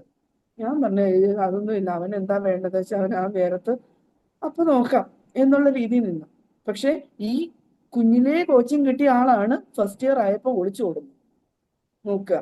അപ്പം അങ്ങനെയൊന്നും നമ്മള് വേണ്ട സപ്പോർട്ട് കൊടുക്കുക. പക്ഷെ കൊച്ചുങ്ങൾക്ക് ഒരിക്കലും ഫീൽ ചെയ്യരുത് അവരുടെ കൂടെ നമ്മൾ നിൽക്കത്തില്ലെന്നൊരു ഇത് വരുമ്പോഴാണ് അവര് ചിലപ്പം തെറ്റായ ഒരു തീരുമാനങ്ങളിലേക്ക് പോകുന്നത്. അതിലേക്ക് നമ്മൾ വിട്ടുകൊടുക്കാതിരിക്കുക. അടുത്തത് ശാന്തി മത്തായി കൊച്ചമ്മ. അതെ അതെ, കൊച്ചമ്മ കൈ പൊക്കിയിട്ട് കുറെ നേരമായി. ഹലോ ജോളി, ഒത്തിരി സന്തോഷം. വളരെ മനോഹരമായി അവതരിപ്പിച്ചു. പ്രിയപ്പെട്ട കൂട്ടുകാരിക്ക് പ്രത്യേക അഭിനന്ദനങ്ങൾ. വളരെ വിശാലമായി ഈ വിഷയങ്ങളെ ടച്ച് ചെയ്ത് ഇത്രയും സമയം കൊണ്ട് ഇത് പറഞ്ഞ് വെക്കാൻ പറ്റുന്ന ഒരു വിഷയമല്ലല്ലോ. ഇപ്പോ പറഞ്ഞതുപോലെ വ്യക്തിപരമായ അല്ല, വളരെ പേഴ്സണലായ തലം മുതൽ സാമൂഹികവും അന്താരാഷ്ട്രവുമായ തലങ്ങൾ വരെ ഈ ഒരു ഹ്യൂമൻ റൈറ്റ്സ് ഇഷ്യൂ പല തരത്തിൽ പല ലെവലുകളിൽ ഇങ്ങനെ കിടക്കുകയാണ്. വളരെ മാത്രം ക്രൈസിസുകൾ വ്യക്തികളുടെ ജീവിതത്തിലും സമൂഹത്തിന്റെ ജീവിതത്തിലും രാജ്യങ്ങളുടെ ഒക്കെ എക്സിസ്റ്റൻസിന്റെ ഇടയിൽ പ്രശ്നം ഉണ്ടാക്കിക്കൊണ്ട് വലിയൊരു ക്രൈസിസ് ആണ് ഈ ഹ്യൂമൻ റൈറ്റ്സ്. ഇപ്പൊ UN-ന്റെ ഹ്യൂമൻ റൈറ്റ്സ് ഡിക്ലറേഷനിൽ തന്നെ 30 ഐറ്റംസ് ആണ് ഈ ഹ്യൂമൻ റൈറ്റ്സ് എന്ന് പറഞ്ഞ് പറയുന്നത്. പക്ഷെ അതെല്ലാം തന്നെ ഇന്ന് നമ്മൾ ഈ പറയുന്ന ഇടം ഉണ്ടെങ്കിൽ മാത്രമുള്ള ഒരു ഓപ്ഷനാണ്. ഹ്യൂമൻ റൈറ്റ്സ് എന്ന് പറയുന്ന ഒരു ഓപ്ഷൻ ആയിട്ട് റൈറ്റ് ആയിട്ട് നമ്മൾ പറയുമ്പോ തന്നെ എത്രയോ കോടി മനുഷ്യർക്ക് ഇതൊന്നും ഒരിക്കലും സ്വപ്നം കാണാൻ പറ്റാത്ത വിധം ഇടമില്ലാത്ത ഒരു അവസ്ഥയിലാണ് ഇരിക്കുന്നത്. അത് പലതരങ്ങളിലുള്ള ഇടങ്ങളെ പറ്റി സംസാരിച്ചല്ലോ. വളരെ മനോഹരമായി അത്തരം കാര്യങ്ങൾ പ്രസന്റ് ചെയ്തു. എനിക്ക് തോന്നിയത് ആ കേസ് സ്റ്റഡി ഒക്കെ ഷൈനിയുടേത് ഊന്നി പറഞ്ഞത് കൊണ്ടായിരിക്കാം സ്ത്രീകളുടെ വിഷയമാണോ എന്നുള്ള ഒരു അതിലേക്ക് മാത്രം കോൺസെൻട്രേറ്റഡ് ആണെന്ന് തോന്നുന്നത്. അല്ല, ഈ വിശാലമായ ഈ പോയിന്റുകളിലെല്ലാം തന്നെ എല്ലാവരും ഉൾപ്പെടുന്നുണ്ട്. ഒരു കേസ് സ്റ്റഡിയിൽ നമ്മൾ പറഞ്ഞതാണ്. പിന്നെ സ്ത്രീകളെ സംബന്ധിച്ചിടത്തോളം അവരനുഭവിക്കുന്ന വളരെ കൃത്യമായി എണ്ണി പറയാവുന്ന മറ്റു കുറെ ഹ്യൂമൻ റൈറ്റ്സ് ഇഷ്യൂസ് കൃത്യമായി ഉണ്ടല്ലോ. അതും കൂടെ വളരെ വ്യക്തമായിട്ടുണ്ട്, വളരെ ഭംഗിയായിട്ട്. അതുകൊണ്ട് ഈ കാര്യങ്ങളൊക്കെ പറഞ്ഞു വെച്ചു. അപ്പൊ ഞാന് ഒരു കമന്റ് എന്നുള്ള നിലയിലോ അല്ലെങ്കിൽ അത് ചോദ്യത്തിനൊരു ഉത്തരമായിട്ട് നമുക്ക് എങ്ങനെ കണ്ടെത്താവുന്ന അറിയില്ല. കൂട്ടായ ഒരു അന്വേഷണം നടത്തേണ്ടതാണ്. എന്നാൽ പ്രധാനമായിട്ട് എനിക്ക് തോന്നിയ ഒരു കാര്യം, പണ്ടൊക്കെ നമ്മൾ ഈ ഹ്യൂമൻ റൈറ്റ്സ് എന്ന് പറഞ്ഞാല് എല്ലാ വർഷവും ഡിസംബർ 10 ആകുമ്പോൾ കോളേജുകളിലൊക്കെ എന്തെങ്കിലുമൊക്കെ ഒരു പരിപാടിയോ അങ്ങനെയൊക്കെ ഉണ്ടാകും. സമൂഹത്തിന്റെ പല ഇടങ്ങളിൽ, പത്രങ്ങളിലെ വാർത്തകളിലെ അവിടെ ഇവിടെയൊക്കെ നടന്ന സംഭവങ്ങളുടെ ഫോട്ടോകളിലൊക്കെ നമ്മൾ ഈ ഒരു വിഷയം ചർച്ച ചെയ്യും. എന്നാൽ കുറച്ചു കാലങ്ങളായിട്ട് ഇതൊന്നും അത്ര ഗൗരവമുള്ള വിഷയമായിട്ടല്ലാതെ മനുഷ്യന്റെ ഒരു പൊതുധാരയിൽ നിന്ന് മനുഷ്യന് ഏറ്റവും അധികം അഡ്രസ് ചെയ്യേണ്ട വിഷയങ്ങൾ എന്നുള്ള നിലയിൽ നിന്ന് ഹ്യൂമൻ റൈറ്റ്സ് എന്ന് പറയുന്ന ആ ഒരു വളരെ ഗൗരവമുള്ള പദം എങ്ങനെയോ മാറിപ്പോകുന്നുണ്ടോ എന്നുള്ള ഒരു സംശയമാണ് എനിക്ക് ഒന്നാമതായിട്ട് പറയാനോ ചോദിക്കാനോ ഒക്കെ ഉള്ളത്. എന്ന് പറഞ്ഞാൽ പണ്ടൊരു ആക്ടിവിസ്റ്റ് ആയിരിക്കുക എന്ന് പറയുന്നതൊക്കെ ഒരു അഭിമാനമുള്ള കാര്യമായിരുന്നു. സ്വയം ത്യജിച്ച് തന്റെ സുഖജീവിതങ്ങളൊക്കെ ത്യജിച്ചിട്ട് മറ്റുള്ള ആളുകളുടെ റൈറ്റ്സിന് വേണ്ടി ഈ പലതരത്തിലുള്ള ഡൗൺ ട്രോഡൻനെസ്സിലും അല്ലെ ബുദ്ധിമുട്ടുകളിൽ നിന്നൊക്കെ അല്ലെ റൈറ്റ്സ് വയലേറ്റ് ചെയ്യപ്പെടുന്ന സാഹചര്യങ്ങളിലൊക്കെ അവരുടെ കൂടെ നിൽക്കുന്ന ആളുകളായിട്ടാണ് കണ്ടിരുന്നത്. എന്നാൽ ഇന്ന് ആ ഒരു അഭിമാന അല്ലെ റെസ്പെക്ട്ഫുൾ പൊസിഷനിൽ നിന്ന് ഈ ഒരു ആക്ടിവിസ്റ്റ് എന്നുള്ള പറയുന്ന ഒരു പദം തന്നെ വല്ലാതെ മാറിപ്പോയിരിക്കുന്നു. ഹ്യൂമൻ റൈറ്റ്സ് ഇഷ്യൂസിനെ പറ്റി ഒക്കെയുള്ള ആ തരത്തിലുള്ള ഒരു ഗൗരവത്തോടെയുള്ള ചിന്തിക്കുന്ന രീതി സമൂഹത്തിൽ നിന്ന് വിട്ടുപോയിരിക്കുന്നു. സാമൂഹിക രാഷ്ട്രീയ കാരണങ്ങളൊക്കെ പലതരത്തിലുള്ള കാരണങ്ങൾ, പവർ റിലേഷൻസ് ഒക്കെ അതിന്റെ കാരണങ്ങളാണെന്ന് നമുക്ക് കാണാം. പിന്നെ രണ്ടാമത് എനിക്ക് തോന്നുന്നത് ഈ ഇത്തരം ഒരു മനുഷ്യാവകാശ ധ്വംസനത്തിനെതിരെ നിൽക്കുന്ന ആളുകളുടെ എണ്ണവും പൊതുവിൽ കുറഞ്ഞു വരികയാണെന്ന് തോന്നുന്നു. വളരെയധികം സ്വന്തം കാര്യങ്ങളിലേക്കും അല്ലെങ്കിൽ സാമ്പത്തികമായ വരുമാനം ഉണ്ടാക്കുന്നതിലേക്കും കുട്ടികളെ വിദേശങ്ങളിലേക്ക് അയക്കുന്നതിലേക്കും ഒക്കെ ആയിട്ട് ഊന്നൽ കൊടുത്തു പോയിട്ട് നമുക്ക് ഈ ഹ്യൂമൻ റൈറ്റ്സ് ഇഷ്യൂസിനെ അഡ്രസ്സ് ചെയ്യാൻ സമൂഹത്തിൽ ആളുകൾ ഇപ്പോൾ കുറഞ്ഞു പോകുന്നതായിട്ട് തോന്നുകയാണ്. പുതിയ തലമുറയിൽ നിന്നൊക്കെയുള്ള ആളുകൾ അതിൽ നിന്ന് കുറഞ്ഞു പോകുന്നുണ്ടോന്ന് തോന്നുന്നു. അതാ എനിക്ക് രണ്ടാമത് തോന്നിയ ഒരു കാര്യം. മൂന്നാമത്, ഈ മനുഷ്യാവകാശ ധ്വംസനങ്ങൾ വർദ്ധിച്ചു വരുന്നതല്ലാതെ അത് കുറയുന്നില്ല.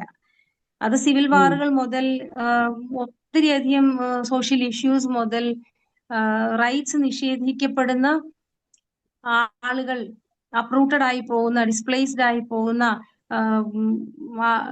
ഒരു റൈറ്റ്സും കിട്ടാതെ മരിച്ചു പോകുന്ന, സ്കൂളിൽ പോലും പോകാൻ കഴിയാതെ പോകുന്ന, സ്വന്തമായിട്ടുള്ള ആ ഒരു ഐഡന്റിറ്റിയും, നമ്മൾ ഒരു വശത്ത് മനുഷ്യന്റെ വ്യക്തിത്വത്തെ പറ്റിയൊക്കെ വലിയ ക്ലാസ്സുകൾ എടുക്കുകയും എങ്ങനെ ഉയർന്ന തലങ്ങളിൽ എത്തിപ്പെടാം എന്നൊക്കെയുള്ള പഠിപ്പിക്കലുകളിൽ കുട്ടികൾക്ക് ക്ലാസ്സുകളും ഒക്കെ ആയിട്ട് മോട്ടിവേഷൻ ക്ലാസ്സുകളൊക്കെ ഒരു വശത്ത് നടക്കുമ്പം മറുവശത്ത് ഈ ധ്വംസനങ്ങളുടെ അങ്ങേയറ്റത്തെ ഇത് അനുഭവിക്കുന്ന ആളുകളുടെ എണ്ണം വർദ്ധിച്ചു വരികയാണ്. 21st സെഞ്ചുറി ആയിട്ടും കൂട്ടായിട്ട് ലോകത്തിൽ നേതാക്കൾ എല്ലാവരും കൂടെ ഒരുമിച്ച് നിന്ന് മനുഷ്യാവകാശ ധ്വംസനങ്ങൾ കുറയാനായിട്ട് എന്ത് ചെയ്യണം എന്നുള്ള ആ ഒരു ചർച്ചകളുടെ എണ്ണം വർദ്ധിച്ചു വരുന്നില്ല. അതാണ് മീൻസ് അതൊരു വലിയ ഗൗരവമുള്ള വിഷയമായിട്ട് വരുന്നില്ലെന്നുള്ളത്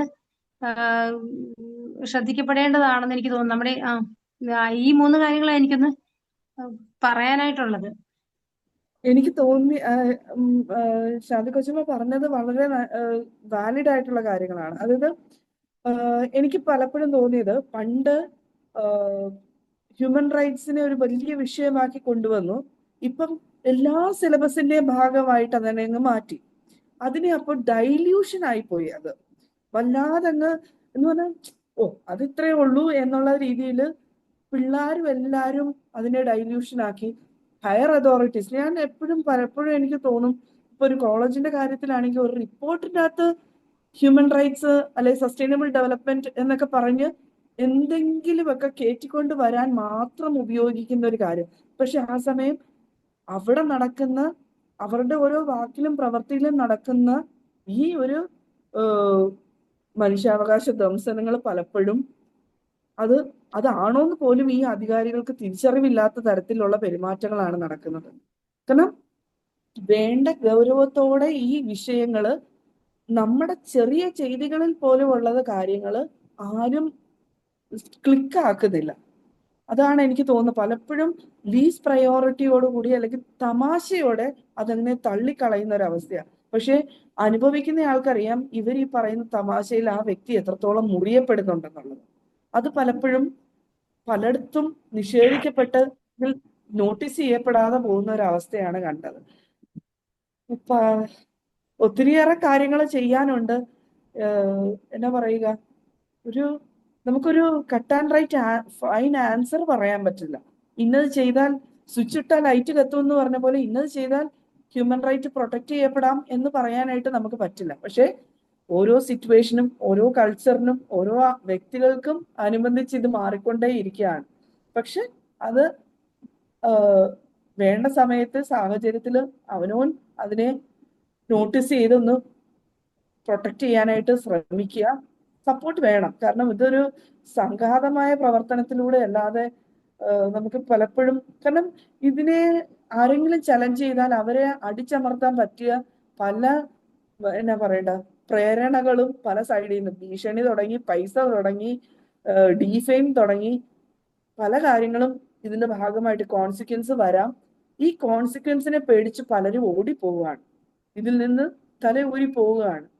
ഇപ്പം കഴിഞ്ഞ ദിവസത്തെ കോടതി വിധി കേട്ട് കഴിഞ്ഞപ്പോഴത്തേക്ക് 1 or 2 വ്യക്തികളല്ലാത്ത എല്ലാവരും കോടതി വിധിയെ മാനിക്കുന്നു എന്ന് പറയുന്നത് കേൾക്കുമ്പം കോടതി അൾട്ടിമേറ്റ് അല്ല, അതിനെ നമുക്ക് ചലഞ്ച് ചെയ്യാം എന്നുള്ളത് ജുഡീഷ്യറി തന്നെ പറയുന്നുണ്ട്. അതിനെ പോലും അങ്ങനെ പോലും പ്രതികരിക്കാതെ ആൾക്കാര് നിൽക്കുന്ന കാണുമ്പം ഇവരാരുടെ പക്ഷത്താണ് നമ്മൾ ചിന്തിച്ചു പോവുകയാണ്. സങ്കടം തോന്നുകയായിരുന്നു അത് കേട്ടപ്പം. പക്ഷെ എപ്പോഴും ഒരു അപ്പീല് കൊടുക്കുക എന്ന് പറയുമ്പോൾ തന്നെ നമുക്കറിയാം കോടതി വിധി അൾട്ടിമേറ്റ് അല്ല. പക്ഷെ ഇങ്ങനെയൊക്കെയാണ് പലതും സാഹചര്യങ്ങള് എന്നാ പറയണ്ട, പിന്നെ പറഞ്ഞ പോലെ പേഴ്സൺ സെൻട്രിക് ആയിട്ട് ആൾക്കാർ മാറുകയാണ്. അവനവന്റെ സുഖം, അവനവന്റെ സൗകര്യം, അവനവന്റെ സാഹചര്യം, ഞാനും എൻ്റെ കുടുംബവും എന്ന് പറയുന്ന തരത്തിലേക്ക് പോകുന്നു. ഒരു തിരിച്ചൊരു സമൂഹത്തോടൊരു കരുതലില്ലാത്തതാണോ ഈ പലപ്പോഴും ഇതൊക്കെ അഡ്രസ്സ് ചെയ്യപ്പെടാതെ പോകുന്നത്? കാരണം പണ്ട് ഏറ്റവും ആക്ടിവിസ്റ്റ് ആയിട്ട് നിന്ന പല ആൾക്കാരും അവരുടെ ആ ഒരു നല്ല എക്സാമ്പിൾസ് നമ്മുടെ മുമ്പിൽ ഉള്ളപ്പോൾ പോലും ഇതൊന്നും ഫുൾ പെയിനിൽ എടുക്കാൻ ആരും ഇന്നും മുമ്പോട്ട് വരുന്നില്ല.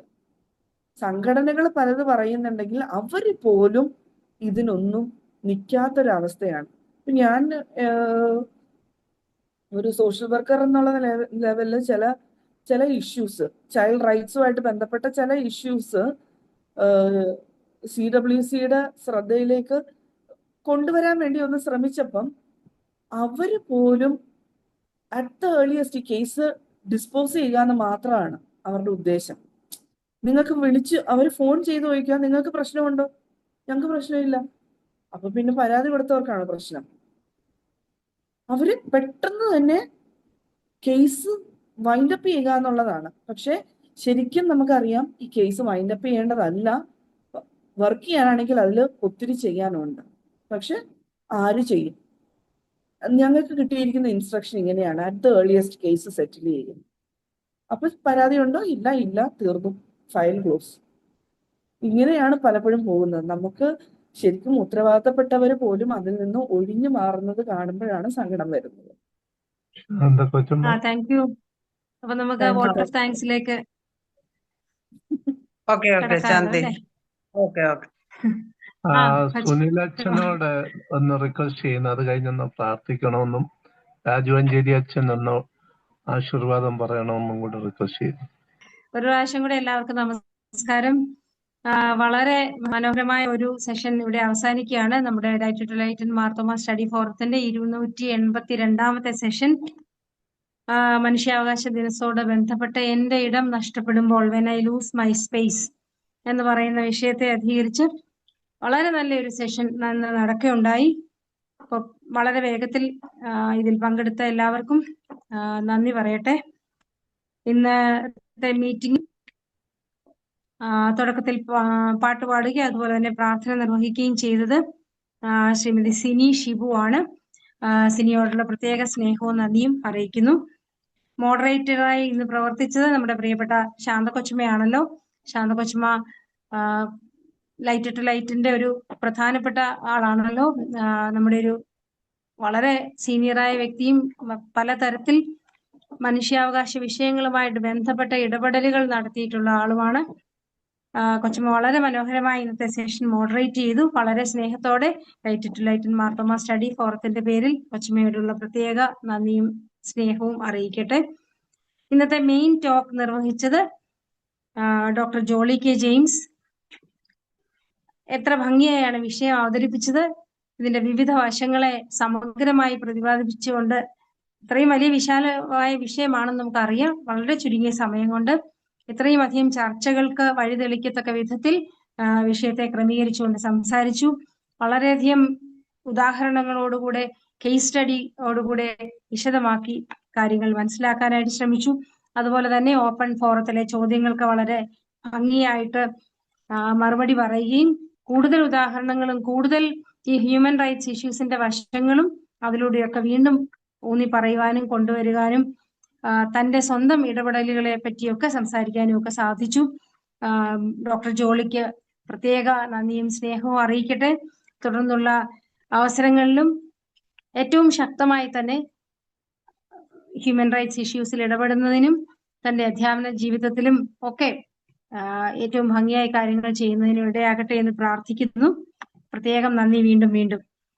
ഇന്ന് നമുക്ക് അനൗൺസ്മെന്റ് നടത്തിയത് നമ്മുടെ പ്രിയപ്പെട്ട ജേക്കബ് VI സാറാണല്ലോ. അതുപോലെ തന്നെ ഇന്ന് നമ്മുടെ പ്രധാനപ്പെട്ട അഡ്മിൻ വിൽസൺ കരിമ്പന്നൂർ സാറ് നേതൃത്വം കൊടുത്തു. ഇന്ന് നമ്മുടെ ഈ സൂം പ്ലാറ്റ്ഫോം നമ്മൾ ഉപയോഗിക്കുന്നത് സാധാരണ പോലെ തന്നെ Jose Mathew Nerul, thank you to him too. ഇന്നത്തെ ക്ലോസിംഗ് പ്രെയർ നടത്തുന്നത് പ്രിയപ്പെട്ട സുനിലച്ഛനും രാജു അഞ്ചേരി അച്ഛനുമാണ്. അതുപോലെ തന്നെ ഇന്നത്തെ ചർച്ചകളിൽ പങ്കെടുത്ത ആളുകളുടെ പേര് ഞാനൊന്ന് എടുത്തു പറയട്ടെ, Shri Lalu Perumal Abraham, Raju Philip sir, Philip Kallada sir, Wilson Karimpanoor sir, അങ്ങനെ എല്ലാവർക്കും പ്രത്യേകമായി നന്ദി അറിയിക്കട്ടെ. അതുപോലെ ഇന്നത്തെ മീറ്റിംഗിൽ സംബന്ധിച്ച് എല്ലാവർക്കും തന്നെ എത്രയും സ്നേഹവും നന്ദിയും അറിയിച്ചുകൊണ്ട് ഞാൻ എൻ്റെ വാക്കുകൾ ചുരുക്കട്ടെ. Thank you. കരുണാസമ്പന്നനായ ദൈവമേ, സ്വർഗീയ പിതാവേ, ഞങ്ങളുടെ ലൈറ്റഡ് ടു ലൈറ്റഡ് പ്രോഗ്രാമിൽ ഒരു വെബിനാറിലൂടെ നടത്തുവാൻ തക്കോണം ഞങ്ങളോട് കരുണ ചെയ്തല്ലോ. സമൂഹത്തിൽ ഇടം നഷ്ടപ്പെട്ട മനുഷ്യരുടെ വേദനകളും ദുഃഖങ്ങളും ഒക്കെ അറിയുവാനും അറിയിക്കുവാനും അവരോട് ചേർന്ന് നിൽക്കുവാനും തക്കോണം ഇന്ന് ഞങ്ങളോട് സംസാരിച്ചതിൻ്റെ ദാസിയിലൂടെ ഞങ്ങൾ കേട്ടല്ലോ. എൻ്റെ ദാസി അതിനെ ബലപ്പെടുത്തിയ കുറവുകൾക്കായിട്ട് സ്തോത്രം. നീതി നിഷേധിക്കപ്പെടുന്ന, മനുഷ്യാവകാശങ്ങൾ നിഷേധിക്കപ്പെടുന്ന നിരവധിയായിട്ടുള്ള മനുഷ്യർ ജീവിക്കുന്ന ഒരു സമൂഹത്തിൽ ഞങ്ങൾ ജീവിക്കുന്നു.